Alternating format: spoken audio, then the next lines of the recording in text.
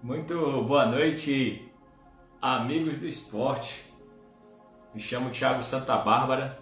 Estamos aqui para mais uma noite sensacional. Estamos no circuito de lives Série A e nós hoje receberemos um profissional da mais alta capacidade, o professor Luiz Fernando Ubel. Dizer que nós reunimos nessa semana muita gente bacana. Tivemos ontem um diálogo sensacional com o professor Eduardo Zuma. Trouxe informações incríveis no dia a dia dos clubes, processo de inserção de profissionais. E hoje nós estamos com o professor Luiz Fernando Ubel, ele que é auxiliar técnico. E o nosso tema de hoje é a organização de equipes competitivas. Nós iremos falar muito sobre momentos do jogo. Hoje nós teremos um bate-papo mais voltado para as questões do campo e treinamento. Então a gente vai falar sobre tipos de ataque, formas de ataque. Vamos falar um pouco sobre defesa, tipos de defesa, zonas do campo, corredores, posições. Hoje vai ser um papo bem bacana. Vamos adentrar as questões mais de organização da equipe e como a gente pode organizar o treinamento, né? Então, vai ser um momento muito bacana. Dar boa noite a todos vocês que estão conosco, que estão nos acompanhando. Agradecer a todos que estão compartilhando aí. Se você puder, já compartilha, já chama seus amigos, utiliza o aviãozinho para poder ter o contato com esse profissional que tem um conhecimento fantástico, faz parte da comissão técnica do Jorginho, é o auxiliar do Jorginho, então trabalhou aí Bahia, Vasco, Ponte Preta, Curitiba. Ele vai falar um pouco da trajetória, né? O Papa, parabéns também pelas lives que você está realizando. Eu já disponibilizei todas as lives no canal. Todas as lives, pode possa estar conosco. Só aguardando aqui. Então, agradecer a presença de todos vocês. Dizer que hoje nós temos um cara sensacional, um cara que conhece muito. Olha ele aí. Boa noite, professor Ubel. Obrigado pelo convite, Thiago. Boa noite. Primeiramente, aí, parabéns pela sua iniciativa de fazer todo esse processo de lives aí. Pô, profissionais do mais alto gabarito. Assisti algumas com o Guto, Luizão, vez passada, quando você fez o convite ao vivo. Estamos aí disposto a trocar ideias sobre futebol. Muito bacana. Te agradecer profundamente por aceitar, né? Eu fiz o convite ao vivo na live. Eu vi que você estava acompanhando e não poderia perder a oportunidade de te convidar para trazer o teu conhecimento. Tive duas oportunidades contigo, uma foi na licença B da CBF, você foi um dos instrutores lá da licença B, e a outra foi no Bahia, e aí foi algo mais próximo, a gente está discutindo ali as questões mais metodológicas do treino, e foi algo muito bacana para todos nós. Então, para mim é um motivo de alegria tê-lo aqui nesse momento, tá bom? Seja bem-vindo. Tá todo mundo aí. Obrigado, é uma alegria para mim estar aqui também. Como você falou ali, a gente não foram muitos meses, né? Foram só alguns meses que nós tivemos a oportunidade de trabalhar junto no Bahia, mas feliz que esses poucos meses serviram para criar esses laços que perduram até hoje. Então, bacana. Show de bola. Então, vamos iniciar com suas considerações iniciais. Eu creio que é importante você trazer um pouco da sua trajetória, para que as pessoas que estão aqui nos ouvindo, né, elas possam entender como é que foi construída a trajetória do professor Luiz Fernando Ubel. Bom, desde que eu tinha 5, 6 anos, eu sempre tinha dentro de mim que eu queria ser treinador de futebol. E eu acho que isso é uma coisa da nova geração. Talvez eu seja a primeira geração que tenha esse desejo de ser treinador. Eu gosto de jogar, eu sempre joguei bola, sempre fui feliz jogando, mas desde cedo eu nunca me vi como atleta profissional. Sempre me via como treinador. Aquele que quando ia fazer organizar o torneiozinho ali do condomínio, era quem que dividia os times, quem organizava a tabela, tudo isso. Eu sempre gostei de pensei assim sobre ser treinador. Foi até interessante que eu vi esses dias uma entrevista do Mourinho que ele comenta, né, que é uma situação que antigamente isso não acontecia, mas hoje, de repente, com o advento da tecnologia, internet, enfim, isso passa a acontecer. E desde cedo eu sempre pensei duas coisas.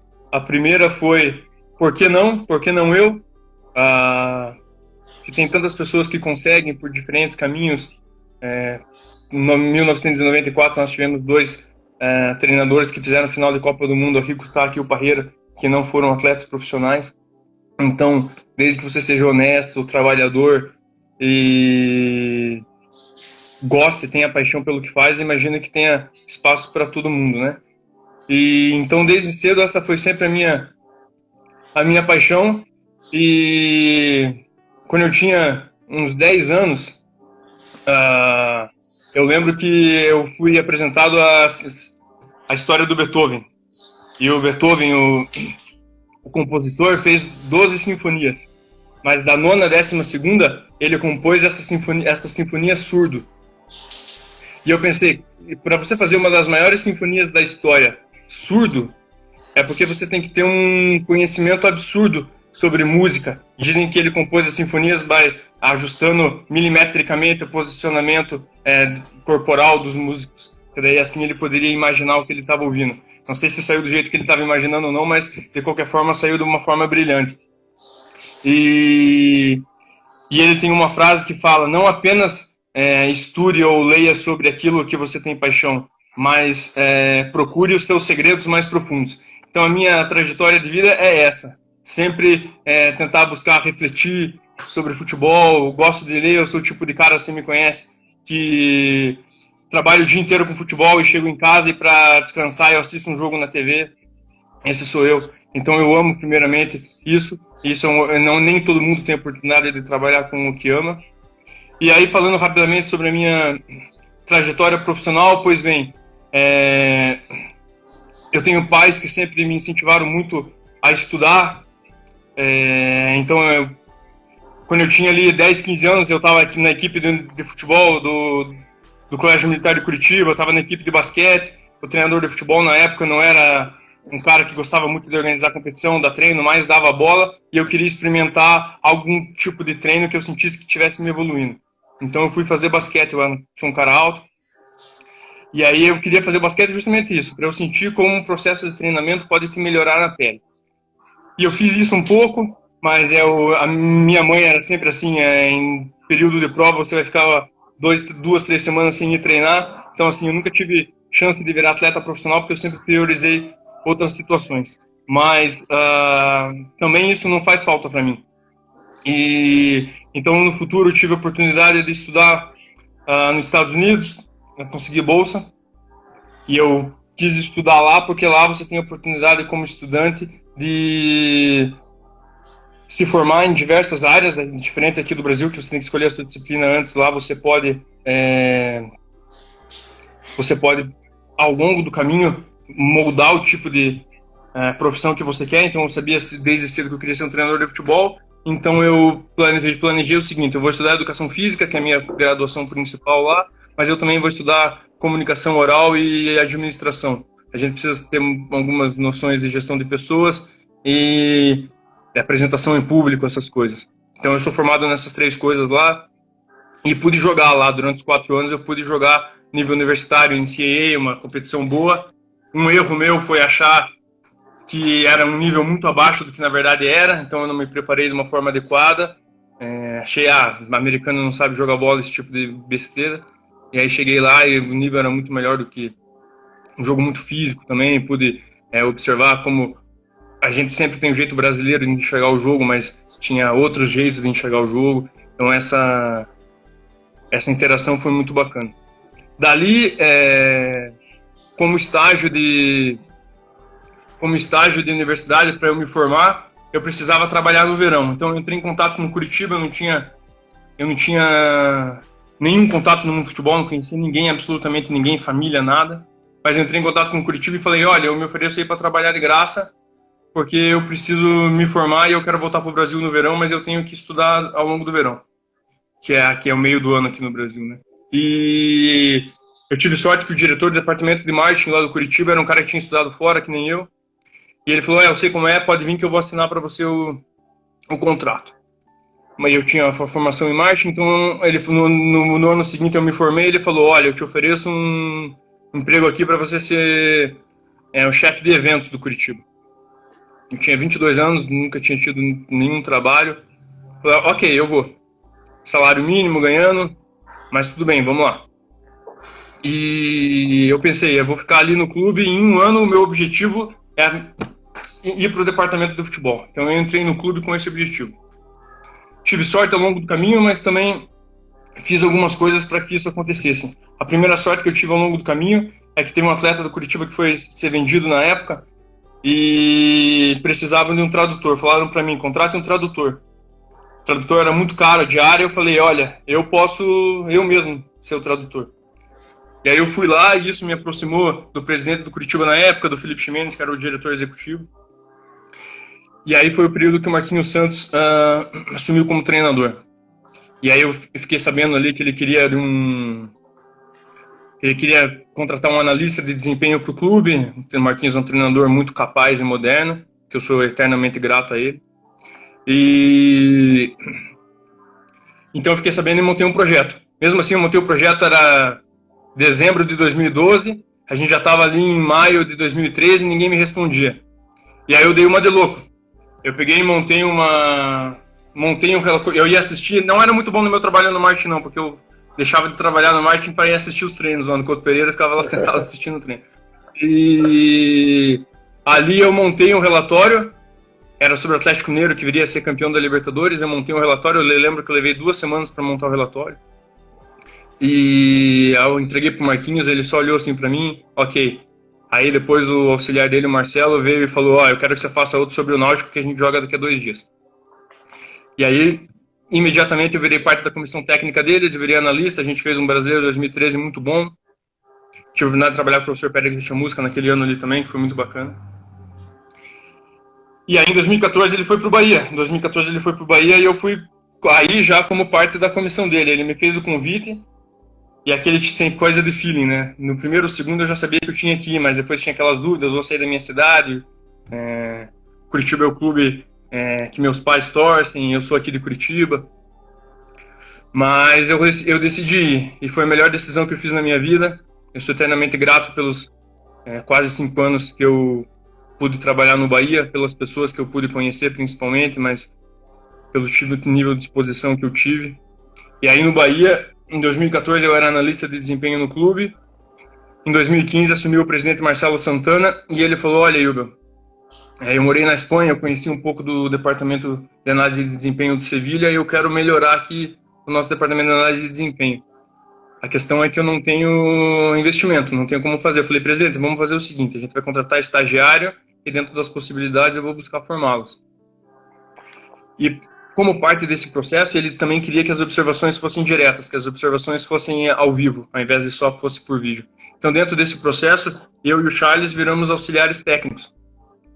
E o treinador na época era o Sérgio Soares. E aí, eu ainda continuava fazendo os relatórios, mas tinha essa atribuição dividida com o Charles. E aí, a gente fez uma excelente primeiro semestre, foi muito bom trabalhar com o professor Sérgio Soares ali, com o Denise, o auxiliar dele. E aí na 30ª rodada da Série B, o clube optou pela troca lá, e eles resolveram efetivar o Charles. E aí o Charles foi muito bacana, porque fez o convite para mim, para que eu fosse o auxiliar direto dele. Eu tinha 25 para 26 anos na época, era um jovem, tinha muito conhecimento na minha cabeça, mas de forma embaralhada, sem ter uma lógica clara, mas com muita vontade de ajudar, de participar. Eu aceitei o desafio, ainda não tinha tanta experiência como treinador dentro de campo. Quando eu morei nos Estados Unidos, eu fui treinador da equipe sub-9, sub-11, sub-12, fiz as minhas licenças federação americana lá, cheguei até o nível C. Só que é diferente você trabalhar na formação, principalmente com atletas muito jovens. Eu tive algumas oportunidades também de treinar. Eu era capitão da equipe masculina lá em Berea College e era auxiliar do treinador na equipe feminina. Mas assim, são experiências totalmente diferentes de você treinar atletas de Série A. Infelizmente a gente não conseguiu acesso naquele ano, então o presidente comunicou que gostaria de realizar a troca com toda a comissão técnica, mas disse para mim, olha, a gente gostaria que você continuasse no clube, ou você tem a opção de voltar para o departamento de análise de desempenho, ou você tem a opção de trabalhar dentro de campo na base. E eu falei, bom, presidente, eu gostaria de trabalhar na base, mas eu preciso fazer um acordo com o senhor. Em Portugal vai ter um mestrado, uma pós-graduação, que eventualmente vira mestrado, cujo coordenador é José Mourinho, e eu vou precisar ir e voltar da Europa em 2016 5 vezes. Eu vou ficar quase 100 dias fora, ficar 20 dias fora por vez 5 vezes. Se o senhor autorizar isso, feito. Aí ele falou, vamos fazer o seguinte, então vou colocar você como auxiliar do Haroldo no Sub-20. O Éder Ferrari comentou na época, acho que vocês vão se casar bem, são estilos complementares. E aí aquele ano ali a gente fez um 2016 muito bacana no Sub-20, a gente foi vice-campeão brasileiro, campeão estadual, enfim.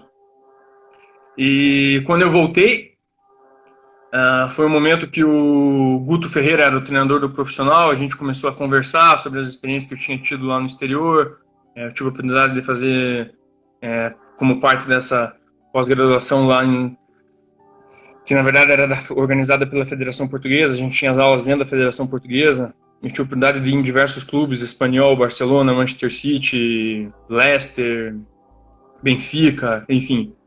E então ele falou, eu gostaria que você viesse trabalhar comigo no profissional. O clube já tinha um profissional da casa na época, que era o Preto, o Guto Ferreira já tinha 2 auxiliares dele, o Alexandre e o André. Então, na época, o Marcelo Lima, o Thiago conhece, foi quem levou ele para lá. Chegou no clube junto com o Diego Serra e falaram, a gente gostaria que você fosse auxiliar do profissional responsável pela transição. Então, você vai ser o coordenador técnico da base, ajudar a gente a implementar algumas situações aqui de metodologia e ser o principal responsável por essa transição e ser o auxiliar técnico do Guto também na equipe profissional. Aí foi um período muito bacana que tive a oportunidade de aprender muito com o Guto ali. E fizemos o primeiro semestre de 2017 muito bom, fomos campeões da Copa do Nordeste. E aí que chega a pessoa que mudou a minha carreira, né? O Guto sai, vai pro Inter, recebe uma proposta e decide ir pro Inter, até pela história que ele tinha lá no Inter. E chega o Jorginho. E aí chega o Jorginho, e aí aquela situação de um casamento imediato. Hoje nós somos amigos pessoais mais do que apenas colegas de trabalho. Teve um casamento imediato entre eu, o Jorginho e o Joelton, que é o nosso preparador físico. Também uma pessoa sensacional, extremamente capaz. E aí foi um casamento meio que perfeito, né? Porque o Jorginho teve uma experiência profissional de jogar no mais alto nível. O Joelton foi um atleta que atuou em equipes aqui do futebol brasileiro e também atuou nas equipes menores. Eu atuei apenas em nível universitário, não fui atleta profissional. Eu tenho esse perfil curioso, estudioso, de ir atrás, gostar de escrever, enfim e tal. Então acho que a gente se complementou bem. Naquele momento ali vinha crescendo o meu desejo de ser treinador. Então no início de 2018 teve uma possibilidade de eu vir trabalhar aqui na base do Paraná Clube, em Curitiba, como treinador. Eu comuniquei isso ao clube. Acabou de última hora não dando certo, então a minha situação ali no clube ficou um pouco complicada. Eu ainda terminei o campeonato estadual, nós somos campeões estaduais. E aí o clube decidiu me desligar. Que foi uma coisa boa, porque me deu uma tranquilidade financeira na época.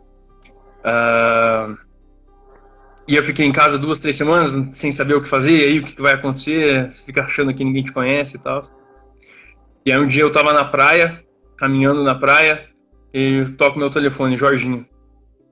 Eu falei, será que o Jorginho tá me ligando? Eu, tô indo pro Ceará. Quer vir junto? Eu só falei pra ele, sim. Perguntei mais nada. onde que eu tenho que estar e quando, vamos lá. E nós fomos para o Ceará. Infelizmente, a nossa parceria não começou de uma maneira bacana, no sentido de que nós ficamos lá apenas 2 semanas, 3 jogos, nós perdemos os 3 jogos. Mas aquele período ali foi importante. Eu, o Joelton e o Jorginho, a gente morávamos junto no mesmo hotel, né, lá em Fortaleza.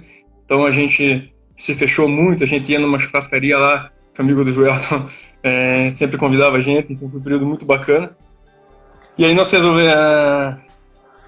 saímos do Ceará, porque perdemos 3 jogos. O Jorginho chamou o presidente meia-noite no lobby do hotel e comunicou o presidente: eu não estou conseguindo, a gente não está conseguindo tirar do clube o que precisa nesse momento. E ele falou, o Robinson, presidente, cara muito organizado, falou na época: olha, eu admiro o que você está falando, porque eu também gostaria de ter o direito de tirar na próxima partida caso vocês perdessem 4 seguidas. Mas a situação ficou um pouco estranha, porque no dia seguinte a gente foi pro Vasco. Então ficou todo mundo achando que a gente foi pro Vasco, que a gente fez isso de propósito. Não foi o caso, mas eu entendo a percepção externa que existe em relação a isso, embora eu me senti obrigado aqui a explicar a história. O currículo e a história do Jorginho falam por si só, não tem necessidade de inventar uma situação dessa. E aí nós fomos pro Vasco, que foi muito bom. Infelizmente o nosso trabalho, que eu estava muito contente com o jeito que estava sendo desenvolvido, foi interrompido ali por opção do clube depois de alguns meses. Ficamos mais algum período em casa, e aí no início de 2019 nós trabalhamos na Ponte Preta, fizemos aí quase 7 meses. É um trabalho que me deixa muito orgulhoso, porque foi um trabalho de longo prazo, considerando no Brasil, né, mais de 6 meses, um trabalho de longo prazo, que a gente conseguiu implementar nossa ideia de jogo, foi muito bacana. E foi muito doloroso pra gente, enquanto comissão, quando o trabalho foi interrompido, porque a gente tinha aquele sonho dentro da gente de conseguir o acesso, nosso objetivo desde o início do ano. Mas do jeito que as coisas são engraçadas, nós ficamos em casa 6 rodadas, e aí o Curitiba veio e nos ofereceu a chance de completar o nosso objetivo de início do ano, que era o acesso, e aí graças a Deus a gente conseguiu fazer aqui no Curitiba, que para mim foi uma alegria especial, como eu disse, por ser o clube aqui da cidade. Esqueci de mencionar também uma outra experiência interessante que eu tive em 2016, durante as Olimpíadas do Rio de Janeiro. A seleção olímpica alemã, ela treinou lá em Salvador. Um alemão que trabalhou comigo no departamento de marketing do Curitiba virou supervisor da seleção alemã, então ele me convidou na época para que eu pudesse ter experiência, então eu pude assistir vários treinos, a trabalhar com eles nos jogos em Salvador. Eles me convidaram para continuar o resto da competição, mas o Bahia não liberou na época, e tive a oportunidade de trocar muita ideia com o Hansi Flick, que hoje é treinador do Bayern Munique. Então, algumas experiências que eu sou muito grato aí que o futebol me ofereceu. Desculpa pela resposta longa, mas essa é a minha história. Ilber, eu vejo assim, cara, é sensacional o que você traz para nós. E todos os profissionais que vieram aqui, eu fiz questão que falassem um pouco dessa trajetória, porque a gente percebe algumas similaridades, né? No sentido de que a gente tem que fazer algo mais, a gente tem que ser proativo, a gente tem que buscar o espaço, não pode ficar esperando. Então imagina, você era do departamento, você estava estudando fora, pediu para trabalhar, eles conseguiram um local que era marketing, mas você estava acompanhando o campo, faz um relatório, entrega o relatório, e aí a partir daí você consegue a entrada no ambiente mais próximo do campo e dar sequência na sua carreira. Então eu vejo que é extremamente válido estarmos aqui ouvindo também essa trajetória. Agradecer a presença de todos que estão aqui conosco. O pessoal do Bahia está em peso aí, viu, Ilber? Acompanhando a live. Um abraço a todos aí. Estou vendo muitos colegas aí. São tantos que a gente não consegue dar um abraço para todos. O Cauê da Ponte, um grande amigo, o Vitor, muita gente aí. Muita gente. E aí, depois dessa introdução belíssima, a gente pode falar um pouco mais sobre o tópico, né, que eu tinha conversado com você, que é sobre momentos do jogo, né? A gente tinha dialogado, você trouxe sua visão, eu achei muito bacana a percepção que você trouxe na licença, e depois a gente teve a oportunidade de conversar um pouco mais do Bahia. Então, nesse momento, a nossa primeira interação é nesse sentido. Como é que você percebe essa questão dos momentos do jogo, a lógica do jogo, e de que maneira a gente pode operacionalizar isso nos treinamentos? Como você falou a palavra operacionalizar, e eu sou um pouco cético com esses termos, um pouco complicados operacionalizar. Porque eu acho que não deve existir... a gente tem que fazer o máximo que a gente pode para evitar ter conflito entre pessoas, entre profissionais de backgrounds diferentes, de histórias diferentes. E ex-atletas podem achar que acadêmicos estão querendo querendo complicar um pouco mais do que deve ao utilizar termos assim, sabe? Eu acho que todos nós, enquanto profissionais do futebol, temos a responsabilidade de nos aproximar e diminuir essas rixas para o crescimento do futebol em geral e do futebol brasileiro. Então, eu só queria fazer esse parênteses, não uma crítica, nada disso, Thiago, só acho que é importante. Não, entendo, cara. Mas e como você falou a palavra operacionalizar, a gente precisa dar um passo atrás, que é o seguinte. De forma simples, o que eu enxergo o trabalho do treinador? Eu enxergo o trabalho do treinador em duas bases principais. A primeira, que é a base principal, é a gestão de grupo. É o relacionamento interpessoal. Por quê? Porque a gente está lidando com o ser humano. Não só porque a gente está lidando com o ser humano, e aí tem uma frase muito bacana do professor Manuel Sérgio, lá da FMH em Portugal, que ele fala: aquele que sabe de futebol não sabe nada de futebol. Por quê? O que ele está querendo dizer é que você tem que saber lidar com pessoas, interpretar diferentes sentimentos. Mas essa situação da gestão também é a parte mais importante, porque o esporte, em geral, lida com a paixão dos torcedores, gera muita emoção nos jogadores, uma derrota, uma vitória, ser parte do time, você ser um titular ou não. Uma vez eu vi um trailer de um filme, que era um filme brasileiro, e o Antônio Ramos fala bem assim pro outro ator: você tem 10 minutos para me fazer chorar, senão você vai ser deportado. Era um filme sobre imigração no início dos anos 1920. E eu fiquei com aquilo na minha cabeça: se eu tivesse 10 minutos para fazer uma pessoa chorar, se eu tivesse agora o desafio aqui, 10 minutos falar, e tenho que fazer o Thiago chorar. Eu acho que é uma coisa muito complicada. De repente, uma das coisas mais complicadas é você mexer com a emoção de outra pessoa. E o futebol nos oferece essa possibilidade de mexer com a emoção das outras pessoas. Então, por essa situação, a gestão é a parte fundamental do trabalho de um treinador. Eu faço uma analogia com a construção de uma casa. Você vai construir uma casa, a fundação é a gestão de grupo, é o relacionamento entre pessoas. E a segunda parte, que é a metodologia, é diretamente influenciada por a sua gestão. Porque, por exemplo, uma coisa que eu, Joelton e Jorginho sempre buscamos fazer é o seguinte: todos os atletas recebem o mesmo conteúdo. Nós passamos tudo para todos, independentemente se eles são titulares e reservas. E existem duas razões principais para isso. O cara que não joga hoje pode jogar quarta-feira que vem, então ele precisa estar preparado. O processo é contínuo, mas também por uma razão de gestão, para que todos se sintam parte do processo. Então isso é um exemplo de como a sua gestão de grupo interfere na sua metodologia.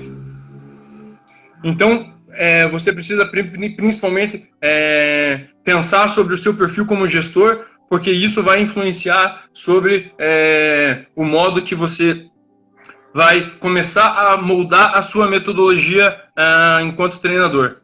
Quando você está pensando em termos de metodologia de treinamento, a primeira coisa que, na minha opinião, isso refletindo muito ao longo dos anos, é uma coisa que eu já penso há algum tempo, a primeira decisão que todos os treinadores fazem, seja consciente ou inconsciente, é que você precisa determinar o grau de liberdade que você vai oferecer ao seu atleta dentro de campo. E isso também é em termos de gestão. O quanto de liberdade eu vou dar para o meu atleta em termos de... eu quero que ele jogue aberto pela esquerda. Ele tem a liberdade de sair ali e entrar por dentro ou não, isso é um exemplo. Mas pode ser diversos outros. E não tem um jeito certo ou um jeito errado. Nós temos diversos treinadores na história do futebol que eram mestres em gestão, mas que gostavam de oferecer mais liberdade individual para os seus atletas, principalmente no ataque, e foram vencedores. Nós temos muito menos treinadores que tinham dificuldades grandes em gestão, mas eram excelentes treinadores na parte metodológica e conseguiram sucesso. Então, por isso que eu digo que a gestão e a experiência prévia de vida são situações muito importantes. Eu grande abraço para o Felipe Jonathan, lateral de seleção brasileira do Santos, que está nos acompanhando. Eu tive o prazer de trabalhar com ele lá no Ceará, bacana. E aí, como eu comentava, você precisa primeiro determinar o grau de liberdade. E assim, se eu tenho atletas muito talentosos, vamos utilizar como exemplo o Zinedine Zidane no Real Madrid. Eu tenho atletas muito talentosos que o meu trabalho principal como treinador é dar a base para que ele possa expor o seu talento. E eu estou utilizando como exemplo o Real Madrid, mas qualquer equipe que seja muito acima do seu nível de competição dentro da competição, eu acho que isso serve. Porque nós treinadores tendemos a ter um ego grande de querer implementar as suas ideias, ver as suas ideias sendo executadas dentro de campo. E olha que interessante a falta de ego que o Zidane tem ao falar, não, claro, eu não preciso disso. O importante é que os atletas se sintam felizes. E isso é um jeito de fazer as coisas. O futebol brasileiro, por muito tempo, teve uma liberdade, principalmente em termos ofensivos, muito grande, porque nós tínhamos os principais atletas do mundo. Tem um amigo meu, grande amigo meu, uma mente brilhante do futebol, Adam Sadler, auxiliar técnico do Leicester. E ele fala para mim que interações que ele teve com o Van Gaal no AZ Alkmaar em 2007 na Holanda, ele falava: o treinador tem um teto até onde o conhecimento dele vai. E a gente não pode limitar o atleta até esse teto, porque muitas vezes o atleta é mais inteligente do que as soluções que nós estamos propondo para eles. E então nós não podemos limitar o desenvolvimento e a criatividade do atleta nesse sentido. E isso é uma coisa que ficou comigo, porque faz sentido. Qual que Vou fazendo um contraponto em relação a isso. Qual que é a dificuldade que eu enxergo em relação a treinadores que adoptam essa metodologia? E é totalmente válido. É que eu acho difícil você ter consistência. A gente está utilizando o próprio exemplo do Zidane no Real Madrid. Ele conseguiu vencer muitas Ligas dos Campeões em sequência, mas ele não conseguiu vencer tantos campeonatos espanhóis. Um campeonato de mais regularidade. Então, o outro modelo é você trabalhar uma situação de mais interferência metodológica. E aí a gente começando a conversar sobre essa situação de interferência metodológica, em termos de modelo de jogo. A primeira parte que você tem é o desenvolvimento individual do atleta e o desenvolvimento coletivo dentro dos momentos do jogo. Vamos pular direto para a situação do desenvolvimento coletivo. Essa situação do desenvolvimento coletivo, como a gente sabe, os jogos são divididos no momento do jogo, mas eu queria fazer uma relação com a minha história que eu contei para vocês aí na pergunta anterior. Quando eu resolvi fazer aquele relatório para o Marquinhos lá em 2013, eu já tinha feito alguns cursos de análise nos Estados Unidos, mas oferecidos pela Federação Inglesa. Tinha estudado muito sobre o assunto, mas eu nunca tinha visto um relatório profissional na minha mão. Eu pensei, eu vou fazer um relatório para esse cara e eu não quero passar vergonha, pelo menos. E aí eu tive a sorte do professor Gladstone Ananias, na época que era auxiliar, era o preparador físico do Coritiba, me entregou um pendrive com séries de documentos. Entre eles tinha um relatório de adversário que o André Vilas-Boas fez para o José Mourinho em 2005, um relatório do Newcastle. E esse relatório dividia os momentos do jogo. Então eu já tinha ouvido alguma coisa sobre os momentos do jogo nos cursos que eu tinha feito, obviamente, mas ali para mim ficou claro como que era a aplicação na prática daquilo. E eu comecei a estudar aquele relatório, não exatamente o que ele fazia, mas mais ou menos tentando decifrar a fórmula. Por exemplo, eu lembro que ele falava, primeira fase, o Shea Given, o goleiro, bate a bola direta pro Alan Shearer, que era o centroavante, e ele faz a raspada pro Michael Owen. Então eu não escrevi isso, eu escrevi ele observa na primeira fase aonde que a bola vai. se a bola é longa, ele observa se alguém corre nas costas ou se corre na frente, não. Eu comecei a perceber o que ele buscava observar.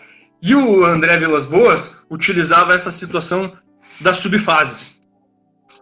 E a situação das 4 subfases que ele utilizava são com base no Van Gaal. O André Vilas-Boas, como todos sabem, era o analista na época lá, auxiliar do José Mourinho, e o José Mourinho foi auxiliar do Luiz Van Gaal, para mim um gênio, que trabalhava no Barcelona. E o Luiz Van Gaal sempre dividiu o jogo em 4 subfases, dividiu o ataque em 4 subfases.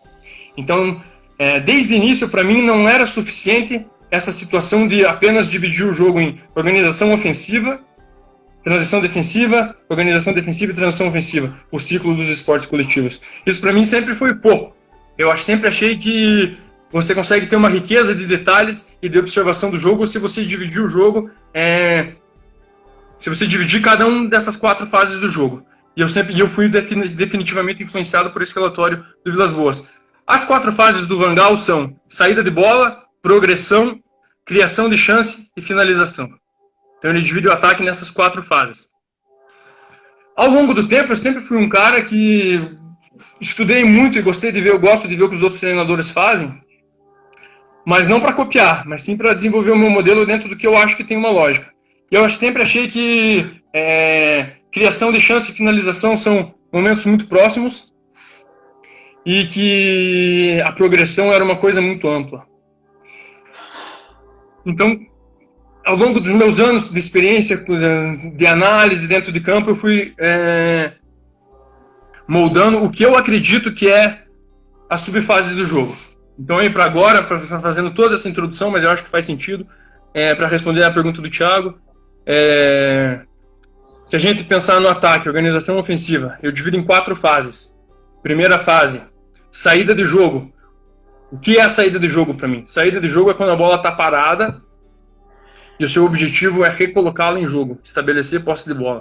Então isso é o tiro de meta quando a bola está com o goleiro ou situação de arremesso lateral. Por que não bola parada? Porque a situação de posicionamento coletivo em bola parada é outra coisa. Então isso forma outro momento do jogo. E o objetivo na bola parada não é estabelecer posse, mas o objetivo em arremesso lateral ou a bola com o goleiro é estabelecer posse, seja ela em saída longa ou em saída curta. E a segunda parte é quando existe um bloco defensivo. Existe um bloco defensivo e o jogador está com a posse de bola por fora do bloco defensivo. Deixa eu pegar aqui um quadrinho que eu acho que vai facilitar. Show! Estamos com o professor Luiz Fernando Huber. Bacana.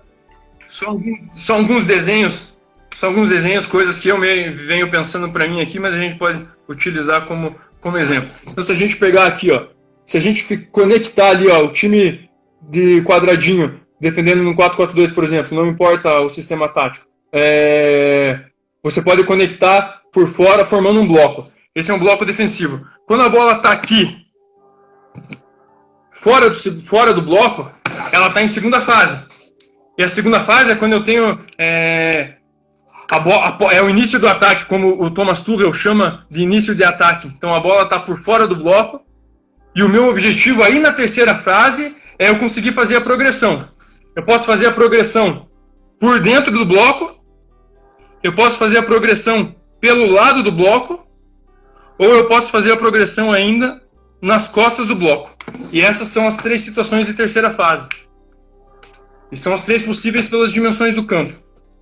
A quarta fase é quando você consegue criar uma chance de gol. Por que eu acho que a criação de chance é suficiente? Não precisa ser necessariamente uma finalização como o Van Gaal diz. Eu lembro que eu estava num Bavi, Copa do Nordeste, 2017. A gente tinha perdido o primeiro jogo no Barradão. A Fonte Nova estava lotada. O Bahia não começou o jogo tão bem. De repente uma bola foi no fundo pro Eduardo, ele cruzou. Edgar Júnior chegou no carrinho, não encostou na bola. Mas foi uma situação que tirou o U da galera. Aquilo ali ligou a Fonte Nova. Bahia, Bahia, Bahia. E a partir disso o jogo mudou. E o Bahia passou por cima. Então, a criação de chance, obviamente que o teu objetivo é a finalização, você quer fazer o gol. Mas se você tirar o U da galera, se você criar uma chance, você pode mudar o estado anímico do jogo, principalmente se o estádio estiver lotado. Mas você também entende, Luiz, que o jogo é global, que o jogo não é apenas, você não consegue fazer essa subdivisão em tático, técnico, físico, psicológico? Sim, acredito nisso. Então como é que você pensa que o jogo é global, mas você está propondo subdivisões que retira a globalidade dele? É muito simples. Você precisa entender dois pontos principais. Primeiro, se uma equipe está em organização ofensiva, a outra necessariamente está em organização defensiva. Se uma equipe está em segunda fase de ataque organizado, a outra equipe necessariamente está em segunda fase de defesa organizada. Existe uma relação de oposição. Por que isso é importante? Porque no momento que eu vou tirar conclusões, de repente eu estou lá e eu estou analisando a minha defesa, a minha segunda fase defensiva. Pô, eu estava compactado, mas a equipe conseguiu quebrar as linhas, entrar e fazer o que eu poderia ter feito. Claro que tem sempre algo que você pode tentar fazer e evoluir, mas eu posso chegar simplesmente à conclusão. Dentro do que eu treinei, do que eu propus, eu estava bem posicionado. É só que eu estava enfrentando uma equipe com muita qualidade. E foi por isso que eu não consegui, que eles conseguiram. Então, se você tiver noção dessa relação de oposição, isso mantém a globalidade. O segundo ponto que mantém a globalidade é o seguinte: a fase anterior sempre influencia a fase seguinte. Por exemplo, se eu tô com a bola, organização ofensiva, o próximo momento do jogo é a transição defensiva, quando eu vou perder a bola. Mas a minha resposta à perda de bola é determinada pelo meu posicionamento em organização ofensiva. Muitas vezes a gente pode chegar à seguinte conclusão: meus jogadores não estão tendo uma resposta rápida à perda da bola. Não estão tendo essa resposta rápida à perda da bola. Mas, na verdade, eles podem estar tendo a resposta rápida. O que pode estar acontecendo é que as minhas distâncias no momento que eu estou jogando, a minha equipe está muito aberta. Por exemplo, eu estou com um lateral aberto e um ponto aberto nos dois lados. Então eu estou com uma equipe muito espaçada. Quando eu perder a bola e eu tentar fazer isso aqui, as minhas distâncias estão muito longe. Eles podem escapar a minha reação, por mais que eu tenha a melhor reação do mundo. Então, se eu entender que um momento influi no momento seguinte, isso também mantém a globalidade. E isso são coisas simples, exemplos simples, que você precisa saber disso para que você não seja levado a conclusões erradas com base nessa subdivisão. Uma coisa que eu gostaria de deixar claro também, Thiagão, a gente sabe o que são os momentos do jogo, mas eu tenho uma visão um pouquinho diferente em relação ao que cada momento é. Para mim, por exemplo, o que é ataque? Ataque organizado é quando você está enfrentando um bloco, como eu acabei de mostrar ali. O Sérgio Soares, quando deu aula para a gente agora na licença A, foi brilhante, porque ele conseguiu resumir em 3 palavras melhor do que eu consegui resumir na minha vida inteira, que foi, ele falou, é quando você enfrenta uma equipe que está te marcando de frente. É isso. A transição defensiva é quando você está correndo para trás. Você tenta perder a bola e você corre para trás. Eu divido a transição em 3 partes principais. A primeira, a reação à perda da bola. E aí eu recomendo no Coach's Voice, tem um vídeo recente do Roberto Moreno, treinador do Mônaco, treinador da seleção da Espanha, que é muito bom em como detalhar essa situação de pressão por zonas, enfim. Pressão por fases, segunda fase ou terceira fase de ataque. Mas enfim, se eles escaparam a pressão e eles estão executando contra-ataque, do início da perda de bola até a finalização lá de um contra-ataque, para mim isso é tudo transição defensiva. Não é só aquele momento de troca de passe. Eu sei que tem outras pessoas que utilizam termos como ataque rápido, não sei o quê. Eu não entendo muito esses termos e não faço tanta questão assim também de entender. Mas para mim faz sentido dessa forma, porque conversando com meu pai, um dia ele falou bem assim para mim, eu não pude assistir um jogo, e ele falou, pai, como é que é, Thiago? Eu vi ali, só que eu garanti que você esteja por aí, beleza. Então assim, voltando ao que a gente comentou antes lá sobre essa situação de que todos nós dentro do futebol temos a responsabilidade de diminuir as rixas entre pessoas de diferentes históricos. Um gol de contra-ataque sempre foi um gol de contra-ataque, que aí eu recupero a bola na defesa, o gol do Mbappé contra a França na Copa do Mundo, recuperei a bola, saiu. Isso é um gol de contra-ataque. Então não tem por que eu querer começar a falar, não, aqui é a recuperação da bola, só isso é transição, depois é um ataque rápido, porque coletivamente nós treinadores sempre reclamamos que somos julgados por pessoas que não entendem o jogo. Nós temos a obrigação de difundir o jogo, mas de uma forma que seja simples e clara para todo mundo.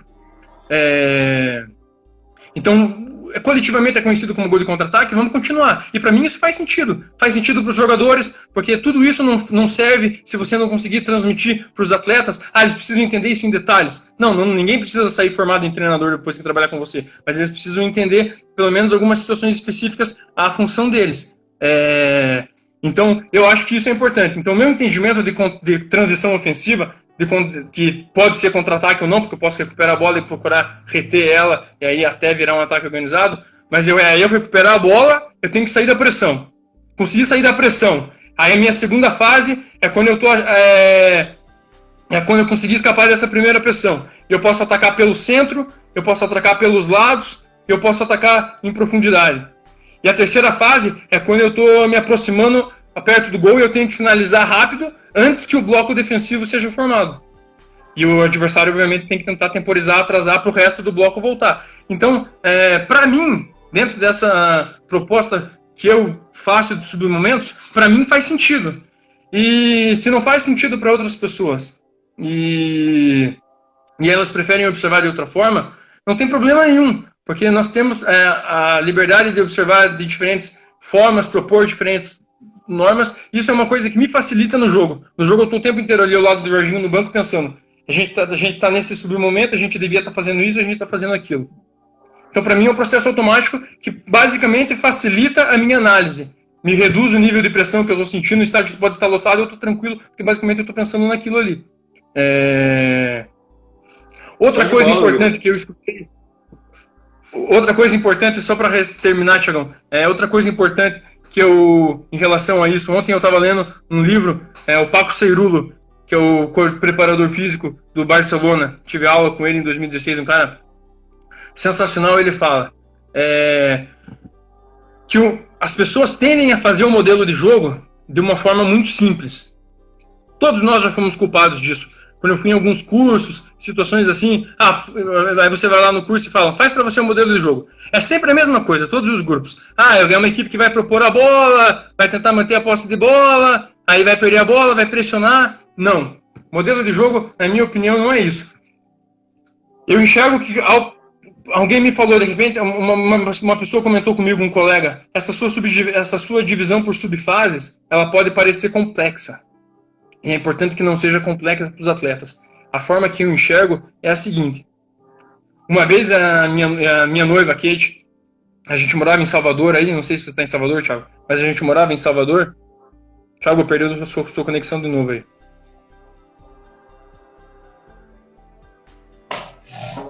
Eu estava te ouvindo até quando você iniciou a falar da sua noiva.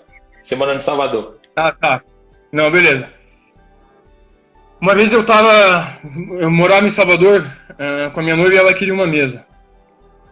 Você vai na Tokstok para comprar uma mesa, eles te dão a opção de vir montar na sua casa ou você traz lá a caixa e você mesmo monta. Ela queria montada para o dia seguinte, eu falei, não vai ser muito difícil montar isso, né? Vamos montar. Eu levei 6 horas para montar a mesa. Por quê? Porque era uma mesa um pouquinho complexa e o manual era muito simples.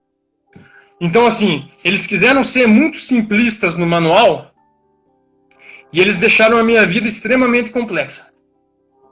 Então, eu penso que se eles tivessem gastado um pouquinho mais de tempo com o manual, para fazer um manual um pouquinho mais detalhado, a minha vida teria sido muito simples. Então, fazendo essa correlação com isso, e com essa fala do Paco Seirulo, a partir do momento que você quebra o jogo nessas subfases, te dá a oportunidade de você pensar em mais detalhes sobre o que você quer. Outra anedota para eu explicar também essa situação do modelo de jogo. O modelo de jogo, se você escrever um documento e aquele modelo de jogo se aplicar para outra equipe, você poderia ter feito ele de uma forma um pouquinho mais detalhada.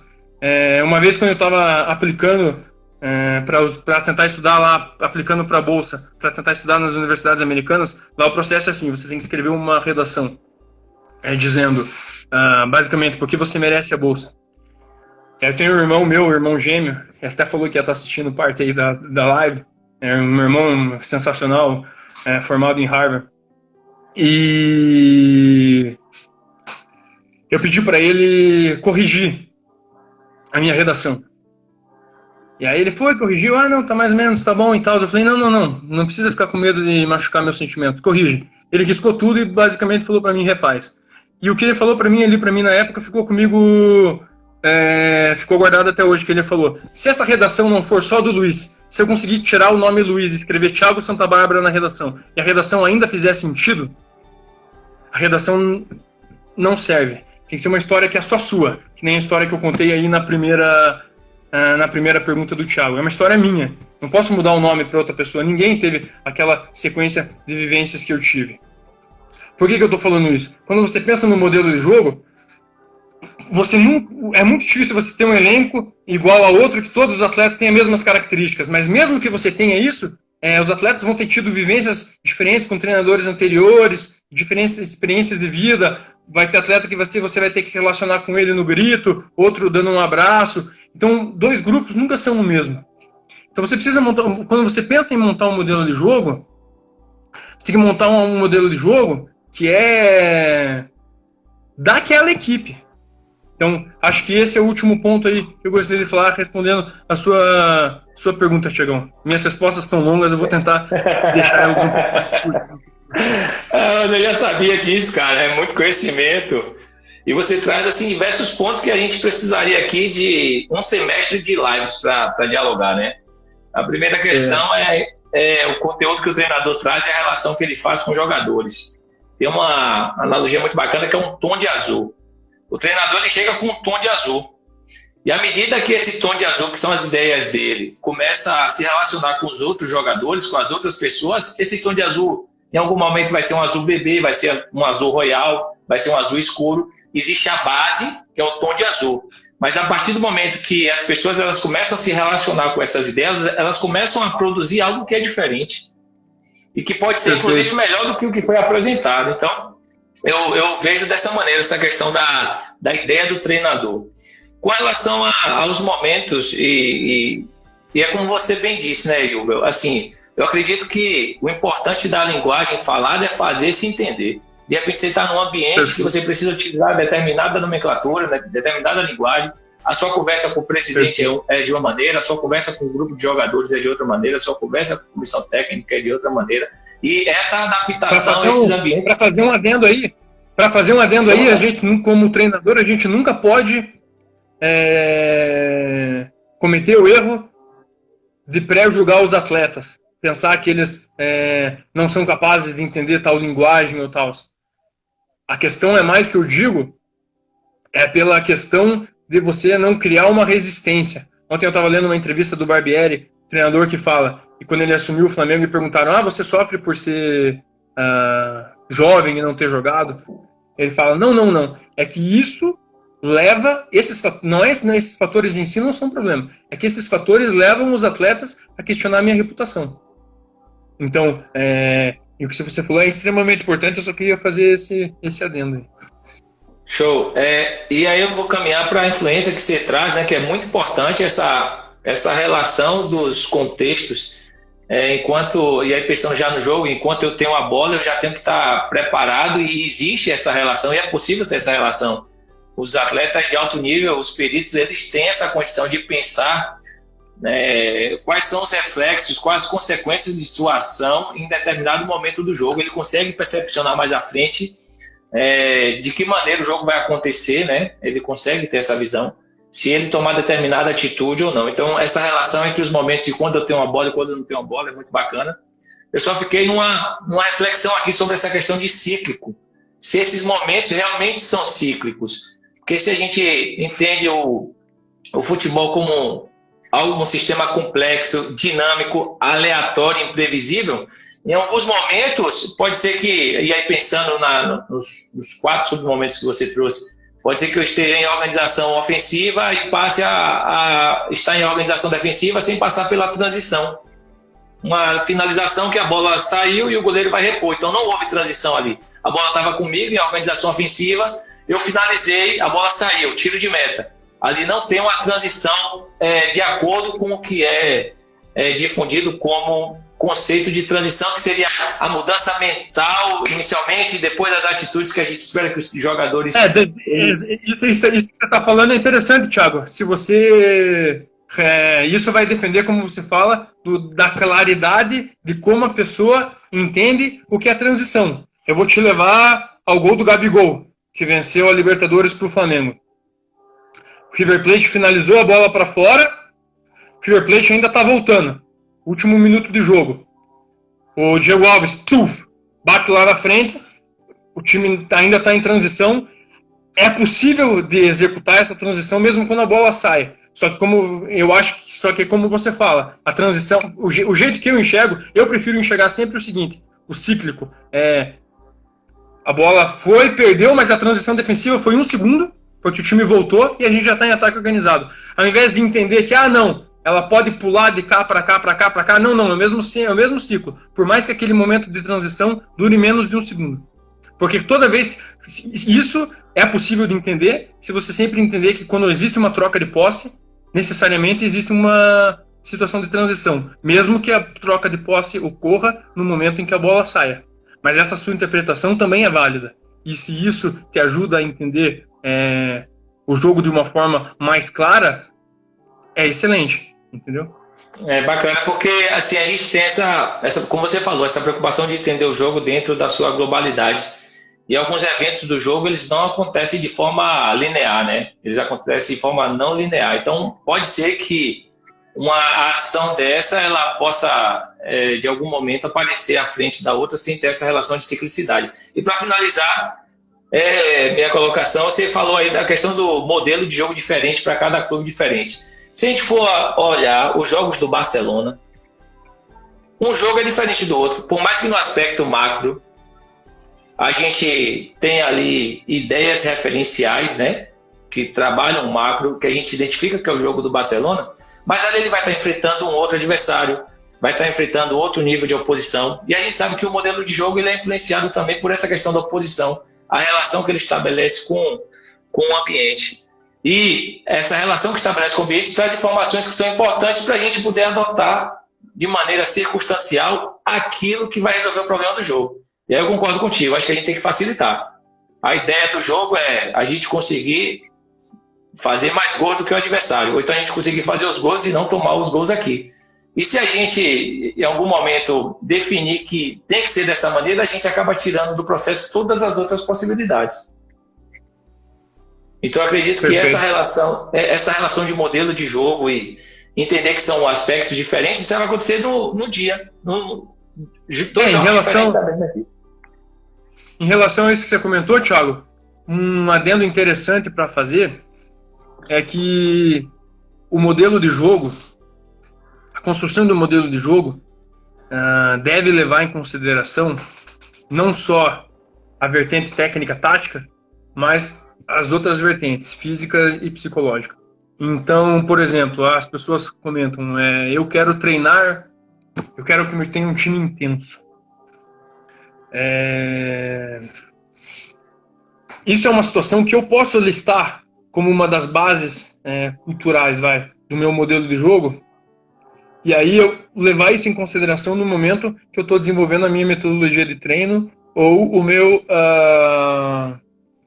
meu processo de microciclo semanal. Eu tive uma conversa muito interessante com o Evandro Fornari, auxiliar de Thiago Nunes, que ele me explicou. Porque você fez essa consideração sobre outros aspectos que influenciam o modelo de jogo, né? Utilizando como exemplo ali o Barcelona. E eu conversava com ele e ele me falava, Luiz, um aspecto muito principal do nosso modelo de jogo era o ambiente da Arena da Baixada, a intensidade. Então nós pensamos muito sobre como refletir isso dentro dos treinos. Então todos os nossos treinos tinham que ser intensos. Aí você questiona o que é intensidade, não necessariamente física, mas mental, mas enfim. Todos os treinos têm que ser intensos. E se você parar para observar, outro exemplo também, o Jürgen Klopp, que utiliza muito isso. Você leva em consideração a intensidade. Ou eu estava lendo esses dias um documento escrito pelo Pepai Linders, que é o auxiliar do Jürgen Klopp, e ele fala: nós gostamos de um jogo expansivo, um jogo sempre para frente, onde nós temos que ser verticais em direção ao gol. Nós queremos valorizar o gol.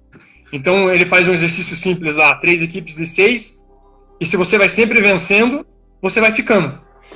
E aí precisa de uma interação muito grande com a comissão técnica, porque os preparadores físicos podem ficar loucos com essa situação. E aí precisa, antes do treino, você conversar sobre o que é mais importante hoje. Hoje é muito importante que nós tenhamos um controle de carga e que ninguém passe disso. Então a gente não utiliza esse trabalho, a gente atinge esse objetivo de outra forma. Mas, ao mesmo tempo, é complicado para o atleta eu deixar de valorizar ele pela vitória, se é isso que eu quero que ele tenha ao longo do jogo. Então, além dos aspectos táticos, dos momentos do jogo, nós temos que levar em consideração. Para fechar, Thiago, uma coisa que eu acho bacana comentar sobre essa situação de modelo de jogo é o seguinte. Para mim, existem 4 partes principais, e nós conversamos aqui sobre a primeira. A primeira parte é o seguinte: quais conceitos você quer por subfases? E aí, os conceitos táticos, técnicos e essa situação psicológica que a gente acabou de comentar. A segunda parte é a ordem desses conceitos. E isso é fundamental, porque você não pode passar muita informação para o jogador ao mesmo tempo. Então você precisa ter claro na sua cabeça, principalmente no momento que você chega ao clube, como nós chegamos no Curitiba. Você não tem tempo de treino, você precisa ser efetivo, você tem um momento ali em que o rival é o atual campeão sul-americano e é o atual campeão nacional. Então, você ser efetivo nessa situação de gestão de grupo, mas você também ser muito efetivo o que você vai passar primeiro e por quê. Porque você não tem muito tempo. Fazendo uma analogia, não adianta eu querer ensinar matemática fração para a pessoa se ela não sabe somar e dividir. Então, precisa ter uma lógica dentro desses conteúdos. O que é a base para o quê? Isso é uma coisa que quando os treinadores desenvolvem o seu modelo de jogo, e aí, por exemplo, nós pensamos muito ali e nós chegamos à seguinte conclusão, utilizando como a base o exemplo do Curitiba. Nós chegamos num momento que o clube estava muito pressionado por essas situações que eu citei no momento, estava em 9º na Série B. Nós tomamos a seguinte decisão: nós não vamos treinar inicialmente a primeira fase, a saída de bola. Nós vamos direto para a segunda, para o início do ataque. Aí nós vamos ter um ganho real. Nós vamos também tomar a decisão de trazer mais atletas perto da bola. Nós vamos ter menos atletas entre linhas, porque o atleta precisa ter mais opções de passe para ele ir ganhando confiança ao longo do jogo. Que isso ajuda ele no momento que ele está pressionado. Então, mostra como essa relação entre aspectos psicológicos e aspectos táticos, elas são muito interessantes. A terceira parte é os exercícios que você sabe que te permitem executar isso, principalmente no momento como a gente chegou no Curitiba, que você não tem tempo, então você não pode experimentar, você sabe que aquilo te oferece resultado rápido. E o quarto é mecanismos de controle, como que você vai controlar o que você está avaliando. Mas é o que você falou, essas são as ideias que você chega. O Marcelo Bielsa tem um treinador pergunta para ele, que conselho você me dá? O treinador jovem pergunta para ele, ele fala: chega ao clube com convicções, com ideias, sabendo que as suas ideias serão modificadas ao longo do caminho. É o que você falou aí, é a sua analogia brilhante do tom azul. Eu tenho os meus conceitos, eu tenho que saber quais conceitos meus são inflexíveis, eu tenho que saber quais eu posso adaptar, sabendo que eu vou ter que... tem uma coisa que é acima de tudo isso, que é o talento. Você pode pegar, se a gente pegar aqui uma equipe muito bem treinada, capacitada, e a gente coloca uma equipe junto aí que nunca jogou junto, Messi, Cristiano Ronaldo, Neymar, enfim, monta um time aí. Esses outros jogadores, sem nunca ter treinado junto, vão ganhar, porque o talento ainda bate tudo isso. Mas você tem a chance de tentar combater, entre aspas, eu não gosto dessa palavra, você tem a chance de tentar enfrentar o talento com organização. Show de bola, Diogo. Thiago, e assim, cara... Não, cara, se você estiver disponível, eu também tô, cara. Tem umas coisas que eu quero dialogar contigo e as pessoas, eu acredito que estão aqui, estão querendo te ouvir. Tranquilo. Eu só quero fazer uma reflexão, que é o seguinte, cara. Você traz a informação de que quando você chega ao Curitiba, vocês definem qual o momento que vocês vão atacar, né? E já teve outros profissionais que passaram por aqui que também tiveram essa mesma situação de chegar ao clube e ter que resolver rápido o problema e preferiram no caso, eles definiram que iriam começar organizando a parte defensiva, que não iriam preocupar tanto no primeiro momento com a parte ofensiva da equipe, sim com a organização defensiva da equipe, para você ver que não tem certo ou errado. Tem muito da percepção que você tem, né? Daquele acompanhamento que você faz, dos jogadores que você sabe que tem à disposição, para você implementar as atividades. Aí você coloca muito bacana os exercícios e o controle. E essa questão do exercício, ter essa competição, é algo que eu realmente busco muito, sabe? E aí, criar esse que a gente chama de estado de jogo no treinamento. Inclusive, lá na época, a gente, especialmente nos menores, o Fernando fazia um pouco mais isso, com os menores, ele colocava os menores para poder ficar, de repente, ali do lado do campo, a categoria menor, torcendo, criando uma expectativa de incentivo para que tivesse mais disputa, para que a intensidade de concentração, não só a intensidade física, ela fosse alta, né? Isso que você está falando, eu pensei muito nisso, Thiago. Esses dias eu conversava com o Luizão, de vez em quando a gente liga e fica 2 horas no telefone, vai comer e vai falando. E eu levantei a seguinte reflexão com ele. Será que num clube brasileiro, que tem uma média de público de 7 mil pessoas, o estádio nunca lota? Ou raramente lota? Será que o Jürgen Klopp teria a mesma efetividade no Gegenpressing dele, a contrapressão? Sendo que ele trabalhou em 2 clubes, Dortmund e Liverpool, que lotam o estádio todo jogo. E a energia que vem de fora dele como treinador e da torcida é um elemento fundamental para essa reação, principalmente ao longo do jogo quando o treinador está cansado. Então é exatamente esse seu ponto. É muito interessante. Eu não sei, a gente não sabe, né? Nunca vamos saber. Mas é um ponto. É algo para se pensar. É algo para se pensar. Muito bacana, Hugo. E assim, cara, você falou muito aí dos momentos, dos submomentos, e trouxe algumas reflexões sobre tipos de ataque. Existe uma definição de alguns documentos da FIFA, esses documentos que eles utilizam, né, após as competições. Relatórios técnicos. Os relatórios, justamente. E eles definem os tipos de ataque: ataque posicional, o ataque rápido e contra-ataque. Para você faz sentido, não faz sentido, você percebe diferença, como é que é a sua utilização, assim, para além de fazer sentido ou não, como é que é feita essa organização do treino, a sua utilização no seu dia a dia? A primeira questão é que eu não utilizo essa divisão na minha cabeça. Nem por isso quer dizer que não faz sentido.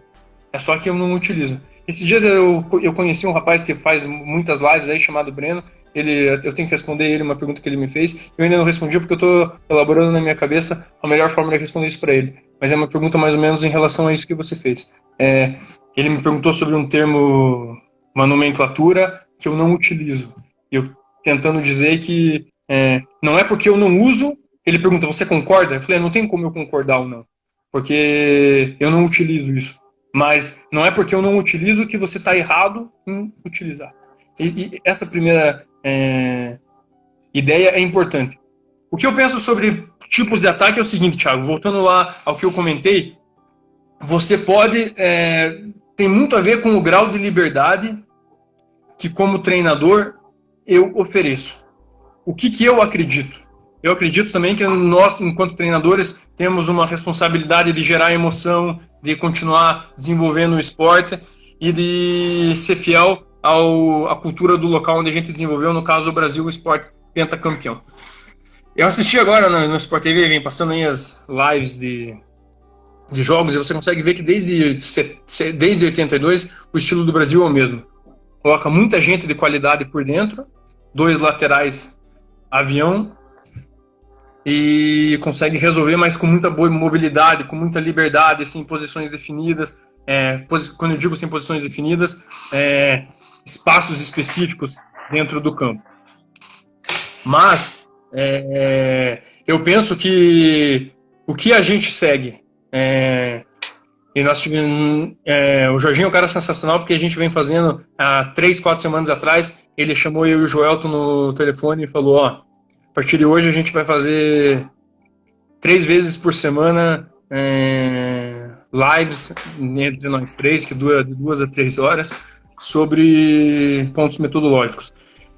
E nós conversamos, já estamos há 3 semanas conversando sobre bola parada. Vai levar mais umas 3 semanas, acho que, para a gente terminar o assunto de bola parada.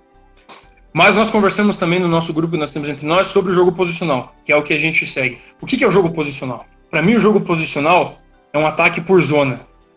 Houve o desenvolvimento no futebol a partir da década de 90 da defesa por zona, e agora está ocorrendo de forma mais difundida um advento do ataque por zona.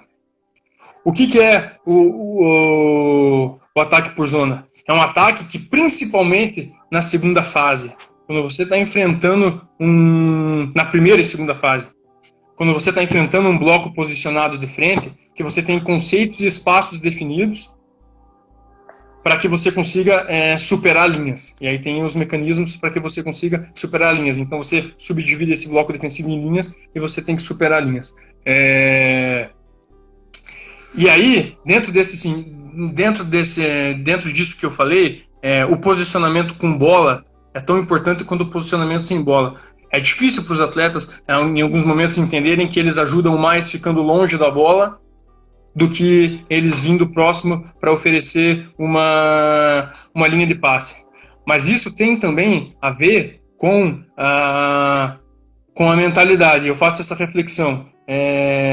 Pep Guardiola, como nós sabemos, o principal difusor do jogo posicional, ele fala: eu quero que os meus extremos, meus pontos, como é que chama, tanto faz, fiquem lá em cima porque eles estão esticando a equipe adversária e criando passilhas, criando corredores interiores para que eu possa sempre buscar o passe para frente. A primeira base do jogo posicional é sempre que eu tenho... Se o espaço já existe, eu faço o passe para frente. Se o espaço não existe, eu tenho que ter mecanismos para criar o espaço. Enfim. Só que qual que é o problema disso? Você precisa de jogadores com a mentalidade de ficar muito tempo sem encostar na bola e que quando a bola chegue neles, eles estejam frescos para decidir, e isso é um fator positivo do jogo posicional, mas que eles estejam com a mentalidade ainda conectados ao jogo. Eu trabalhei com um atleta no Curitiba agora, que falou para mim: professor, eu tenho dificuldade de jogar entre linhas, porque eu prefiro vir por fora do bloco, na construção, receber a bola. Eu falei para ele: porque eu sinto que você precisa encostar na bola o tempo inteiro para você se sentir parte do jogo. E ele fala: é verdade, nunca ninguém tinha dito isso para mim, mas é verdade. E muitos atletas brasileiros são assim, eles precisam encostar na bola para você sentir parte do jogo. Então, só que o jogo de posição, o jogo posicional, requer que alguns atletas, principalmente quem está esticando a equipe, os laterais ou os extremos, dependendo de quem for, que eles passem em determinados momentos sem encostar na bola. Então tem um elemento muito grande. O que a gente busca aplicar? A gente busca aplicar um jogo posicional misto, que eu gosto de chamar. Que principalmente na segunda fase, quando a bola está por fora do bloco, nós explicamos para eles: nós precisamos que vocês fiquem aqui, aqui, e tenham paciência de ficar, de não cruzar o campo, enfim, porque você está fixando atletas, você está ajudando a criar espaço na zona. Mas não é uma regra 100%. Acho que todo mundo viu um vídeo do Henry, que ele cruza o campo e faz o gol, e o Guardiola fica bravo com ele e tira ele no intervalo. Eu já acho que... quem sou eu para questionar o Guardiola? É claro que ele fala que aquilo ali ele ainda estava implementando o trabalho, então ele estava explicando por que era importante, era um mecanismo de gestão também, para mostrar o Henry, tirar o Henry, enfim. Mas eu acho que se ele está parado lá há muito tempo, em algum momento, se ele precisa entrar para dentro para ele se sentir conectado com o jogo, ele fazer uma participação disso 1-2 minutos, beleza, depois ele volta. O que ele não pode é ficar se movendo o tempo inteiro, sem entender qual que é a função predominante, principal dele. Eu acho que essa que é a situação do jogo posicional.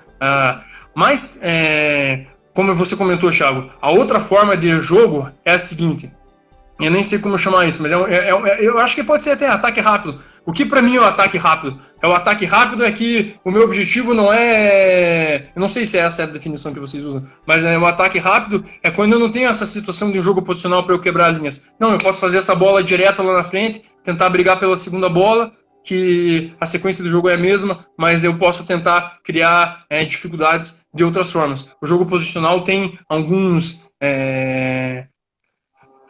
conceitos sequenciais bem específicos, que outros jogos não têm. Mas, novamente, se eu tenho atletas que têm soluções melhores do que as minhas e que são muito talentosos, eu também não posso querer limitar a qualidade deles. E eu posso dar mais liberdade. O jogo brasileiro sempre foi de qualidade no ataque, com base no talento.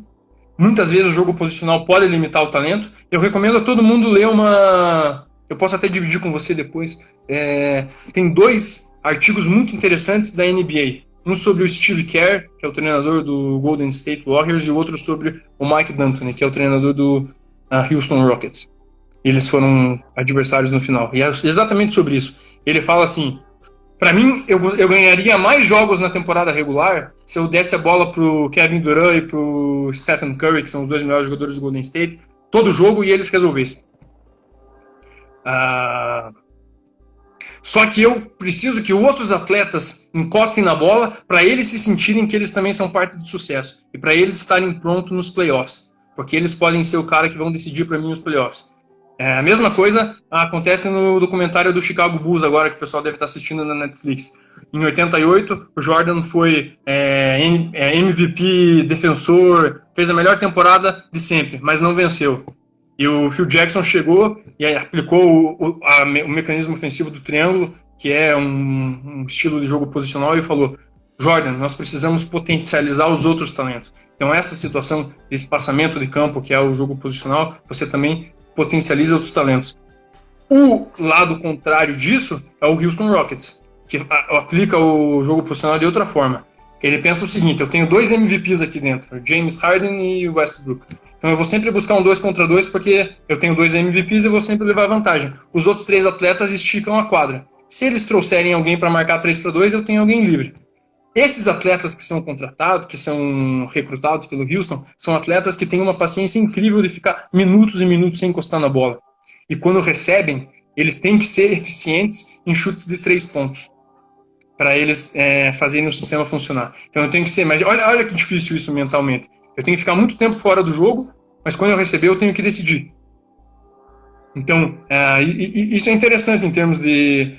Um abraço pro Muralha aí, o nosso goleiro no Curitiba. A Cristina, a mulher do Jorginho também, o pessoal tá acompanhando aí. Tá acompanhando. Fazer só um complemento aí, Hilber. Quando você fala sobre jogo posicional, que é importante entender que o jogo posicional ele engloba todas as outras fases, né, os submomentos do jogo, né? O jogo posicional ele não é só o ataque sendo realizado. E tem uma diferença, inclusive, sobre o ataque posicional, e você já trouxe algumas coisas nesse sentido. O exemplo do Henry é simbólico nesse sentido, do ataque posicional para o jogo posicional. O jogo posicional realmente, inclusive o Guardiola, ele é bem criterioso nesse sentido, né, naquele vídeo, em substituir o atleta, por mais que ele tenha tido uma eficácia ali na ação. E essa relação de paciência, né? A bola vai ao jogador e não o jogador vai à bola. Então, você conseguir se manter ativo, conectado ao jogo, mesmo distante do centro do jogo, porque na maioria das vezes o que a gente busca é que os jogadores eles tenham uma conexão de intensidades parecidas para os jogadores que estão no centro do jogo. Porque quando você se afasta do centro do jogo, a tendência é você se desligar um pouco. E a ideia desse jogo de posição é justamente você conseguir manter essa relação, sabendo que a sua posição é importante para o desenvolvimento do jogo e que em algum momento você vai ter uma ação e vai ser necessário para poder ter a resolução da atividade do ataque. O que seja. Concordo totalmente com o jeito que você descreveu e faço o adendo de que mesmo dentro do jogo posicional, na parte final do campo ali, você tem liberdade. Mas eu acho bacana conversar sobre essa situação do jogo posicional, que a gente tem um site chamado do Martí Perarnau, que é um ex-atleta olímpico espanhol, que fala muito lá sobre o homem livre, sobre o terceiro homem, enfim, sobre situações interessantes do jogo posicional. Mas, como eu comentei lá, não é suficiente você ter o conhecimento e você ler. Eu li muitas coisas sobre o jogo posicional que são conceitos soltos, mas para mim é importante que as coisas tenham ordem. Então, o que é base para o que no jogo posicional? Qual que é a primeira coisa? Para mim, o que faz sentido é o seguinte. A primeira situação é quando... Porque o jogo posicional tem alguns dogmas muito claros. Como, por exemplo, se eu recebo a bola e o espaço já existe, a minha primeira opção de passe é a mais na frente possível pelo chão, que eu consiga quebrar o maior número de linhas possíveis. Então, o melhor exemplo disso é o passe do Felipe Melo para o Robinho, Brasil e Holanda, nas quartas de final de 2010. No Brasil não jogava com jogo posicional naquela época, mas isso é um exemplo. O espaço está nas costas da linha defensiva, pelo chão, eu faço o passe. Aí a outra situação é, geralmente, quando você recebe esse passe, se você está livre, você recebe e gira. Só que é muito difícil quando você quebra duas linhas e você está em contra a linha defensiva, você receber a bola e você não está pressionado. Então aí você tem o artifício do terceiro homem, que você escora. E aí você superou uma ou duas linhas e o atleta está atacando aquela linha de frente. E você não correu o risco de perda de bola no momento de giro. Essas são as situações em que o espaço já existe. E aí, aonde eu acho que o jogo posicional é sensacional, é que quando o espaço não existe, você aprende mecanismos, através do seu posicionamento em campo puramente, ou através de outros mecanismos, para que você possa criar esse espaço. Então, isso é importante, né, dentro do jogo posicional. Mas você pode ter outros estilos de jogo baseados na posse de bola, em que você necessariamente não está aplicando o jogo posicional. Porque o jogo posicional, como a gente está falando, o jogo posicional tem esses conceitos bem definidos. Por que eu gosto do jogo posicional? Primeiro, eu acho que te oferece consistência. Quando você oferece muita liberdade para o atleta, ele pode te encantar, mas ele pode ter brigado com a esposa, ele pode ter acordado com dor de barriga, sei lá, qualquer coisa. Quando o cara depende muito da criatividade, é difícil você ser consistente. Pede para um músico, cara, todo dia você tem que escrever uma música. Cara, não vai sair a mesma qualidade de música. Não tem como. O processo criativo, às vezes você tem mais, às vezes você tem menos. Como é um processo coletivo de construção de jogo, você consegue ter mais consistência. A outra situação é que o treinador assume a responsabilidade na parte ofensiva de criar os espaços e criar mecanismos para potencializar o talento dos atletas. Afinal, o jogo posicional é isso. Você tem diferentes métodos de como você fazer a leitura dos espaços e você tem que ter o talento do treinador de identificar onde cada atleta se encaixa para potencializar melhor o jogo dele. Sensacional. E assim, como você trouxe bem, mesmo dentro do jogo posicional, a gente tem diversas formas de agredir o adversário, e aí falando na organização ofensiva. Em alguns momentos a gente vai fixar atletas mais abertos, criar essa amplitude para que os jogadores no centro do campo possam receber mais esse passe entre linhas. Em outros momentos a gente vai fixar muitos jogadores no centro do campo para que, ao chamar a atenção do adversário, a gente consiga atacar pelos corredores. E mesmo assim nós estaremos com um pano de fundo maior, que é o jogo posicional, mas utilizando formas diferentes de agredir o adversário. E aí aquela relação que você trouxe... O que você falou, Thiagão, da atração é algo fundamental, porque um dos principais métodos de você criar o espaço é você entender como atrair o atleta, a equipe adversária, você mover a bola para mover o oponente e criar o espaço. Então eu posso induzir para o lado esquerdo. Um abraço para o Jorginho aí que está assistindo. Valeu, coach. Você pode atrair para um lado e atacar pelo outro. Você pode atrair por dentro e o próximo passe para fora. Você pode atrair por fora, que é a circulação de bola, então o próximo passe vai para dentro. Abraço, o Jorginho tá te mandando um abraço aí, Thiagão. Bacana. Eu tô vendo, inclusive, te interrompendo aí, desculpa, já convido o Jorginho, tá? Fazer esse link aí, se ele gostar de fazer esse tipo de live, já tá o convite feito também pro Jorginho. Então, abraço pro seu Jorginho. Bacana. E, então, assim, o Jorginho sabe, nós trabalhamos muito nessas situações, nós gostamos de trabalhar situações de 10-0 nessa parte ofensiva, sabe, Thiago? E eu vou te falar o porquê. Porque quando você vai trabalhar direto no 10-10, A minha explicação pro cara, por exemplo, eu quero que você atraia por dentro e depois vá por fora. A minha explicação para ele é teórica, certo? E depois ele vai tentar executar contra uma minha, ou vai ser no quadro, ou vai ser só teórica. E depois ele vai tentar executar ali. Aí ele vai errar, eu vou tentar corrigir e tal. Quando eu executo um 10-0 primeiro, eu permito explicar para ele e ele executar na prática. Então, só que quando a gente executa o 10-0, a gente não executa com sequência de passes pré-determinados. Ah, não, o zagueiro tem que tocar para esse, tocar para esse. Não, nós falamos conceitos, como, por exemplo, pessoal, inicia a circulação com velocidade, atrai por dentro e termina por fora. E vamos ver se eles entendem isso. Depois, atrai por fora e atrai por dentro. Supera a primeira linha, agora faz o quê? Supera a segunda linha, agora faz o quê? Enfim, atrai para um lado, cria o overload de um lado, a jogada tem que terminar para o outro. O que o Sarri fazia muito, que você está falando sobre diferentes tipos de jogo profissional. Eu trago 7 atletas para fora do bloco. Toco, deixa os caras loucos. Porque isso, mentalmente, é difícil você ter o adversário com a bola. Os atletas adversários tendem a vir te pressionar. Puf, criei o espaço nas costas.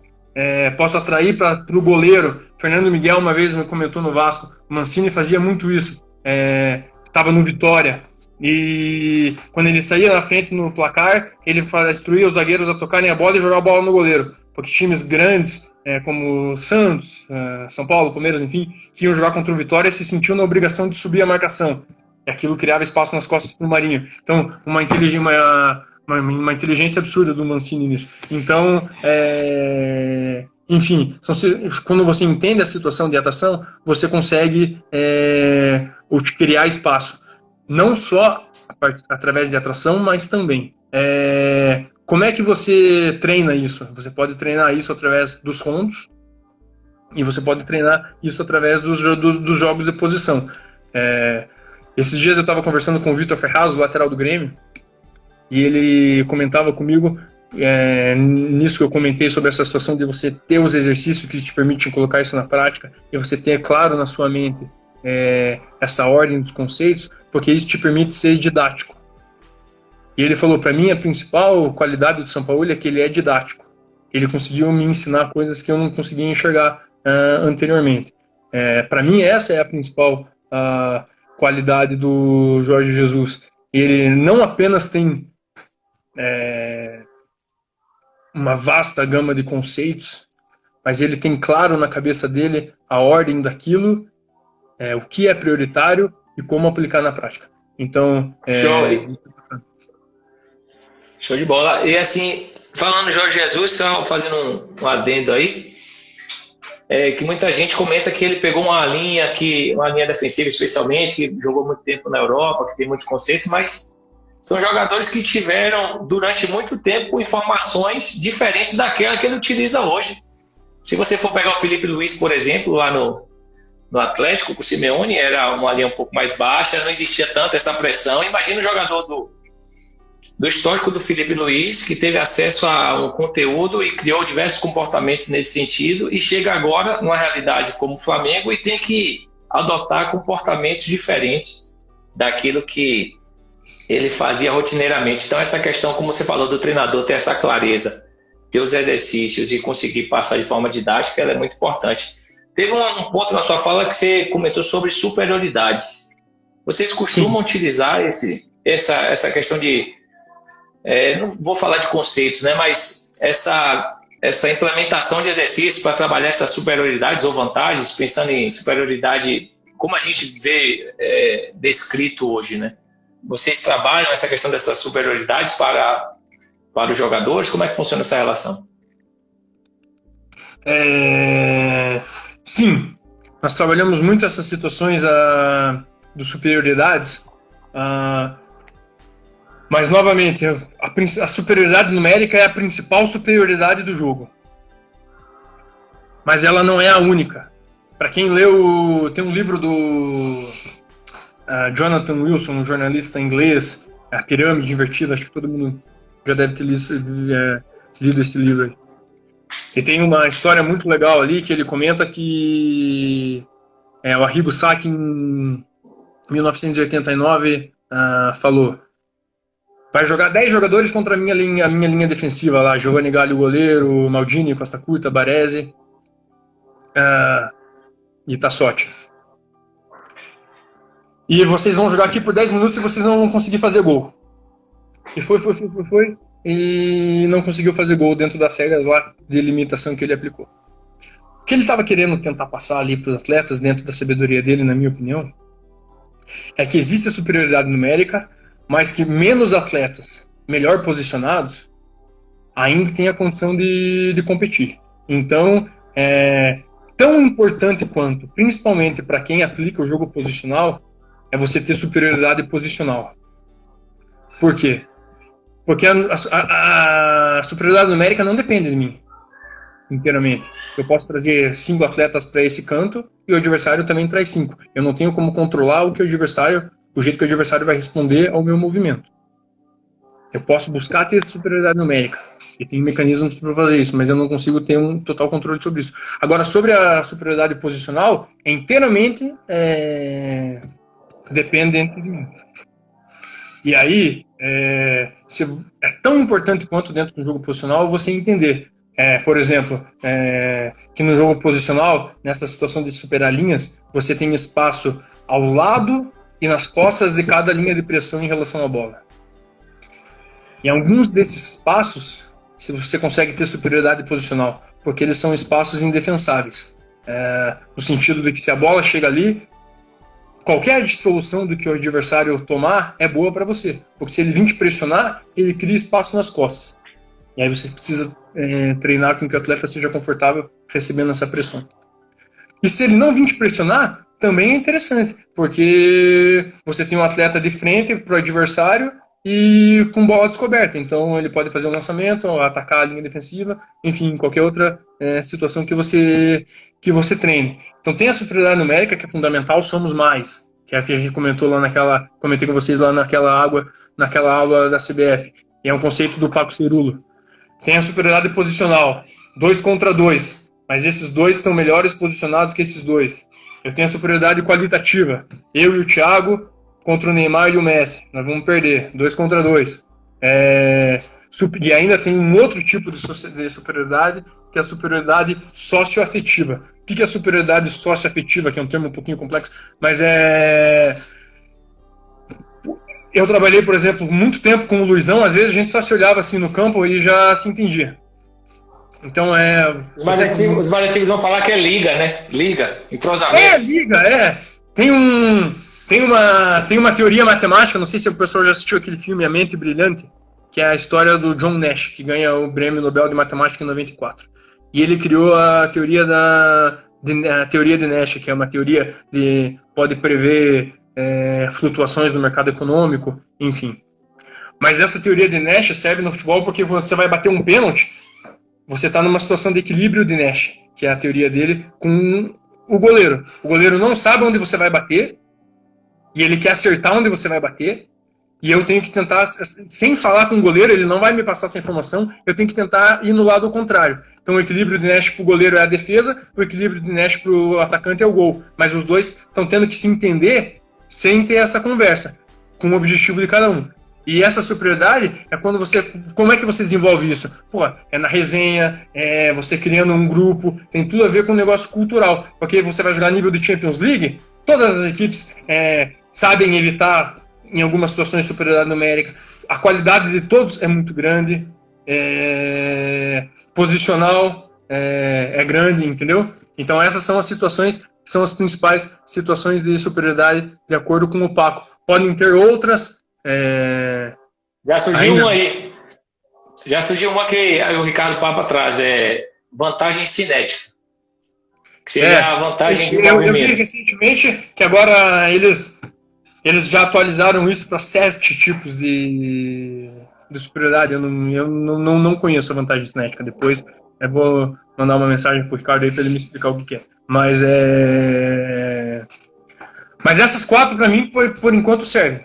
Que são situações que você consegue ter claramente como funcionam e como você trabalhar isso dentro de campo. e tem mecanismos simples para você treinar. Eu lembro que uma vez eu fiz com jogos do Bahia em 2016 lá na base, eu peguei os meninos do Sub-17, botei eles num quadradinho 6x3 bem curtinho. E falei para eles, ok, o objetivo de vocês é manter 10 passes na bola. E eu falei para os três, o objetivo de vocês é não deixar os passes marcar. Chamei um outro atleta que não estava parte disso e falei, vocês nunca vão conseguir chegar aos 10 passes. Claro que eles nunca vão chegar a conseguir, porque o espaço é muito curto. Os três conseguiam cortar na bola em qualquer momento, porque eles estavam trabalhando com intensidade. O que eu falei para eles? Isso mostra que 3 bem posicionado defendem 6 mal posicionado. Então, né, dentro da situação que eu coloquei ali. Então, a superioridade posicional é um aspecto muito importante, porque você está aplicando um jogo de posição. Mas eu acho que é importante a gente também, eu queria estender um pouquinho, Thiago, sobre essa situação do que eu acho que a gente tenta fazer que é um jogo posicional misto. Que é o seguinte, nós tentamos explicar, nós precisamos de superioridade nas costas da primeira linha de pressão e coisas assim. Mas se tem algum momento que o atleta sente que ele tem outra solução, contente. Tem aquela frase, né, do Mike Tyson, todo mundo tem um plano até tomar um suco na cara. Então quem está lá dentro é os caras, e a gente tem que também permiti-los trazer mais soluções. Se ele começa a trazer muito mais soluções sem resultados, porque digamos que ele começa a trazer muitas soluções, ele não está fazendo o que você está querendo, mas ele está resolvendo o problema. Mostra que o teu plano inicial, de alguma forma, tem que ser ajustado. Mas se ele está fazendo muita coisa liberdade que você está criando problema, é teu trabalho de ir lá e ter um processo de convencimento. Hoje em dia, os atletas são muito, muito inteligentes. Todos os treinadores sabem disso, porque se você montar um exercício errado, os atletas nesse nível profissional, em 10 segundos eles te pegam, eles acham o erro da regra. E então hoje eles são questionadores, eles querem entender o porquê das coisas. Então você precisa ter, isso foi uma coisa que o José Mourinho comentou com a gente na aula lá em Portugal. A gente teve um dia inteiro de aula com ele, foi algo sensacional. Ele explicou o método dele, acho que até passei um pequeno clipe na aula lá na licença B. E ele falou, quando você vai para um treino, você precisa estar pronto para pedir o que o atleta vai fazer nessa determinada posição, mas você precisa também estar pronto para cenário A, B, C e D, porque você não sabe que tipo de retorno e pergunta você vai ter dele. E é nesse processo de retorno que você pode ter o convencimento, porque é importante, dentro desse processo aí que a gente está conversando de modelo de jogo, a gente fazer uma reflexão sobre como atletas aprendem, como seres humanos aprendem. Então, hoje de manhã eu estava assistindo uma live do treinador, coordenador técnico da seleção uruguaia de basquete e treinador das categorias de formação lá do Peñarol. E ele fala lá, no basquete a gente não é muito mais simples, né, porque é um espaço menor, fazer jogada aí, você passa para esse, que toca para esse, que toca para esse. Fala, não, na base a gente não treina isso, porque a gente quer treinar conceitos, a gente quer treinar com o que o atleta passa a pensar. Tem alguns treinadores, como por exemplo o Antônio Conte, que pensam, em algumas situações eu vou treinar sequências definidas de movimentação e você vai para cá, que vai trocar para lá, que vai trocar para lá, porque quando você tem essa sequência definida de passes, eu tiro o processo de pensamento. Quando eu tiro o processo de pensamento, eu consigo executar com mais velocidade. E ele pensa, o Bielsa também é assim em algumas situações, e ele pensa, eu estou trabalhando com jogadores de alto nível, que já jogaram muito futebol na vida. Se eu fizer só um pouquinho de jogo dentro da minha metodologia, e aparecer uma situação diferente, eles vão conseguir resolver, porque eles são jogadores de alto nível. Mas se eles entenderem essa minha situação de ser jogadas ensaiadas, né, com velocidade, eu consigo ser muito rápido. Isso é uma linha.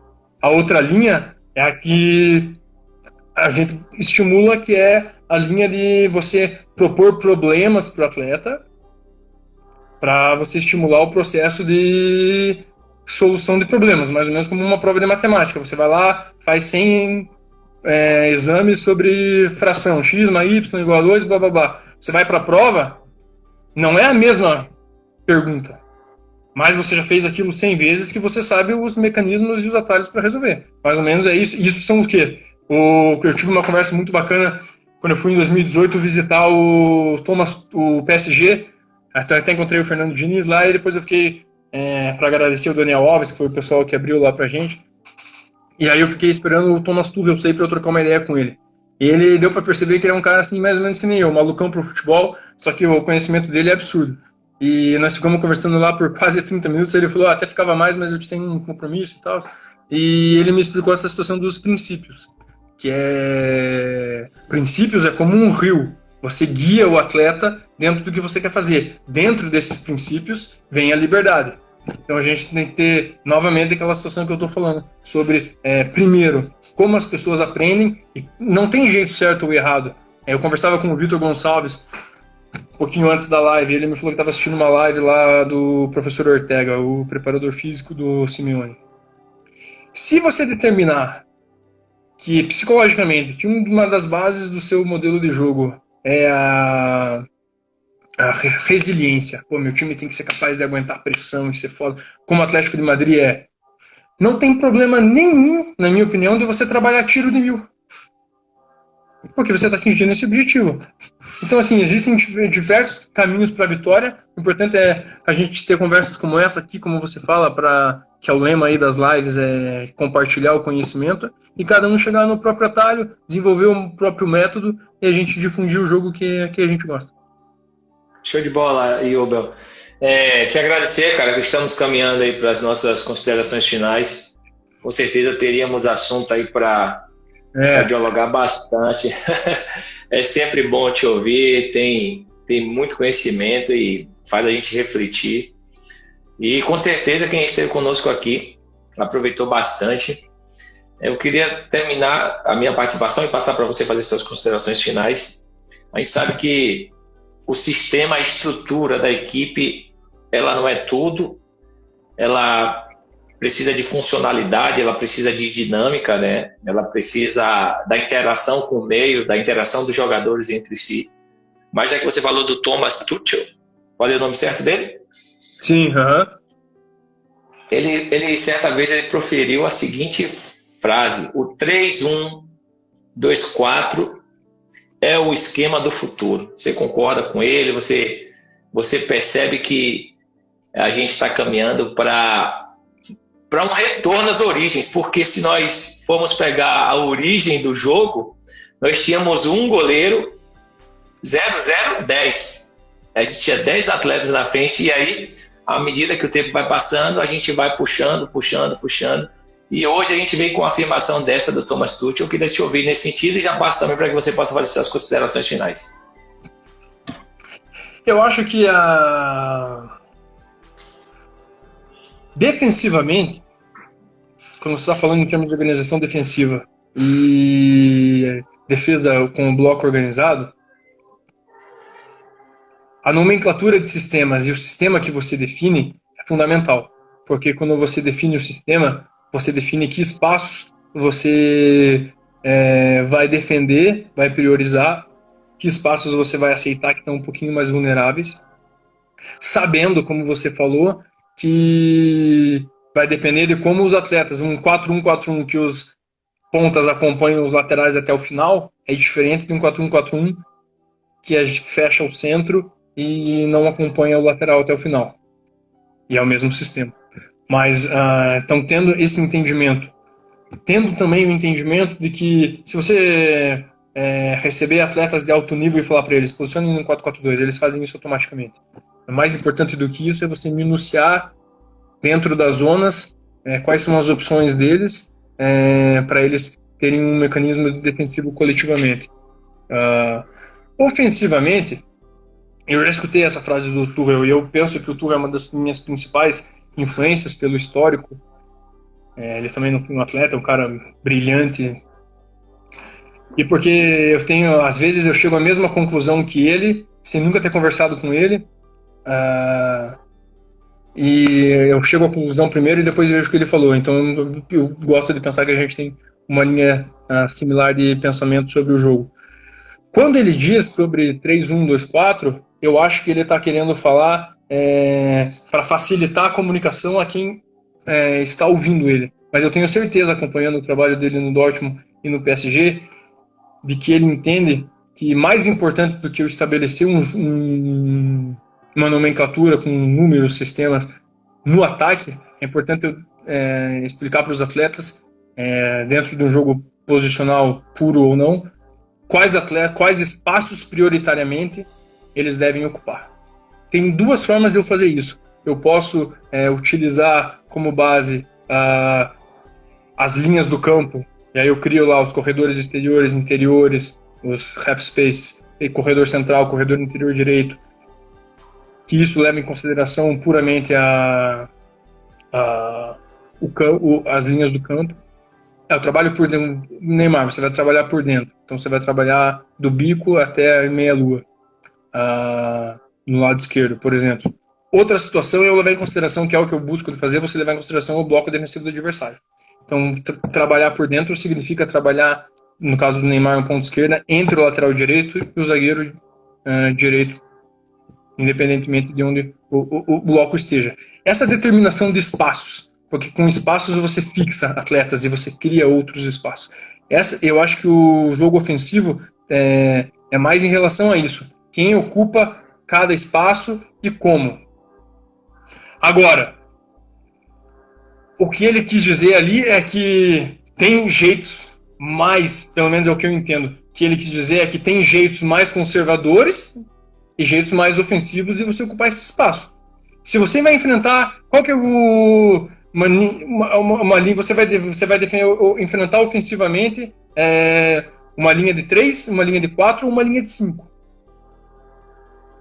Se você vai enfrentar uma linha de 5, perceba o que você falou, 3-1, 2-4. 2-4, ele vai ter 6 contra 5 pressionando a última linha. Por que o 2-3-5 hoje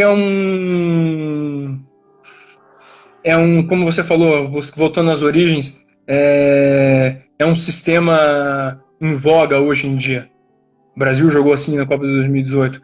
Porque é um sistema que se encaixa muito bem, ocupa os espaços perfeitamente contra o 4-4-2. Você tem superioridade nas costas da primeira linha de pressão, você tem 3 contra 2.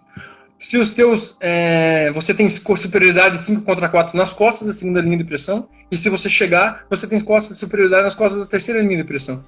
E esse 3-1-2-4 é você, ao invés de só pegar o que é o 2-3-5, não, é eu entender por que ele chegou nessa conclusão quando o 4-4-2. Eu tentar decifrar a fórmula e eu entender que ele falou que, na opinião dele, o sistema mais ofensivo, ele defendia assim no Mainz, o 5-2-3, não, 5-3-2. Com 5-3-2, como é que eu vou ocupar os espaços? Tem 2, então eu vou colocar 3 aqui e 1 nas costas, 3-1. E aí depois eu vou pressionar com 6 a linha de 5. Então eu acho que é mais ou menos uma reflexão, e é por isso que eu acho que ele é fantástico, sobre quais espaços cada sistema ofensivo te oferece. E o 3-1-2-4 é o sistema mais ofensivo possível, porque coloca o máximo de atletas possível pressionando a última linha, que é 6, contra o máximo que uma equipe defende, que é com 5. Sensacional. Hugo, eu te agradecer, cara, profundamente por esse bate-papo. Sabia que você é de altíssimo nível. Desejar muito sucesso aí na sua caminhada. Dizer que agregou bastante o nosso conteúdo. A gente ainda, nessa sequência de lives, a gente ainda não tinha falado especificamente sobre esses pontos. E eu acredito que agregou bastante. Você autorizando essa live, ela é gravada, eu vou baixar no YouTube, disponibilizar, porque eu acredito que as pessoas vão querer rever alguns pontos que foram falados, voltar, de repente até entrar em contato com a gente, né, para poder tirar algumas dúvidas. Então, eu te agradeço profundamente, sinta-se abraçado, te desejo muito sucesso na tua caminhada e tuas considerações finais. Agradecer a presença de todos, muita gente do Bahia, Claudinho, Luizão, o Braz, Fernandinho, o Daniel Feilu, o Maurício Maltês, tava todo mundo do Bahia tava aí te acompanhando. Galera boa. Galera boa, eu do Vitão, conhecimento para 2 semanas de live. Eu agradeço também a presença do professor Jorginho, né, que esteve aqui prestigiando também. Tá feito o convite, viu, professor? Se o senhor aceita, porque eu sei que alguns profissionais às vezes não querem muito e tal, mas se o senhor quiser participar conosco aqui, será um prazer. Então, tá contigo aí, Hugo. Domina no peito e finaliza essa live para mim. Vou agradecer primeiramente a participação para todos. Nós temos 20 e poucas pessoas aqui. Se tivesse 2 ou 1, a participação seria igual, porque bastante só a nossa interação aqui conversando já é algo muito válido. Pude aprender bastante com você. De qualquer forma, eu agradeço a todos aí pela participação. Te parabenizar mais uma vez, Thiago, por esse projeto aí. Te agradecer publicamente aí pelo nosso período de trabalho junto lá no Bahia. Um dos trabalhos mais difíceis no futebol é você trabalhar como coordenador, porque existe uma relação de certas vezes conflituosa entre o coordenador e o treinador, e só funciona quando o treinador tem a mente aberta para dialogar e receber, né? E a gente teve um período de trabalho ali que foi curto no Bahia, porque eu saí, mas que foi muito bacana, porque você e os outros treinadores foram receptivos a esse processo. Fico feliz de ver a sua caminhada aí. Você já trabalhou num grande clube como a Série A, como você diz, no Bahia, agora chegou ao nível profissional em Campeonato Baiano, está tendo um desenvolvimento de carreira muito bacana, saiu de um projeto muito bom que pouca gente conhece, que é o FSA lá em Salvador, lá em Feira de Santana. Feira. Então, te agradecer de coração pelo período que a gente trabalhou junto, mandar um abraço grande pro Raul Marquinhos, nosso fenômeno, atacante do esporte. Grande abraço, Marquinhos. Potita também te mandar um abraço aí. Potita é fenômeno, tem que ligar para ele. Potita, tem que te ligar. Mas te agradecer por isso, é sempre uma oportunidade bacana de poder conversar com você. Tenho certeza que você vai atingir os seus objetivos principais de carreira, de vida, porque você, antes de tudo, é um cara aí que não tem muita melindre no futebol de querer compartilhar o conhecimento, e ao estabelecer um processo como esse aí, você está aberto a convidar profissionais e tudo. Então, te agradeço de coração pelo convite. Tem que fazer aqui uma menção ao Vitor e o Luizão, porque eu tô aqui porque vim assistir a live do Luizão, né? E aí você fez o convite público para mim, então mandar um abraço pro Luizão, que ele mora no meu coração. Vitor Gonçalves também. E tamo junto. Tô sempre disponível aí. E agradecer a todos pela paciência aí. Espero que eu não tenha falado muita besteira. Valeu. Só reforçando, amanhã o professor Rafael Barreto, ele que é coordenador técnico do Goiás, estará conosco. Com certeza vai ser um momento de muito aprendizado para todos nós. Yuga, fica com Deus. Você que ficou conosco até agora também, fica com Deus, se protege. Amanhã às 18 horas, mais um papo sensacional. Obrigado pelas palavras, obrigado pela participação. Para todo mundo, fica à vontade aí, se quiser entrar em contato comigo, tá à tua disposição aí, tá bom? Show. Aí pode entrar em contato que ele vai responder, ele gosta de falar, ele gosta de explicar. Pode entrar em contato que com certeza você vai ter o retorno. Valeu. Um abraço para você e sua família, meu velho. Tchau. Tchau.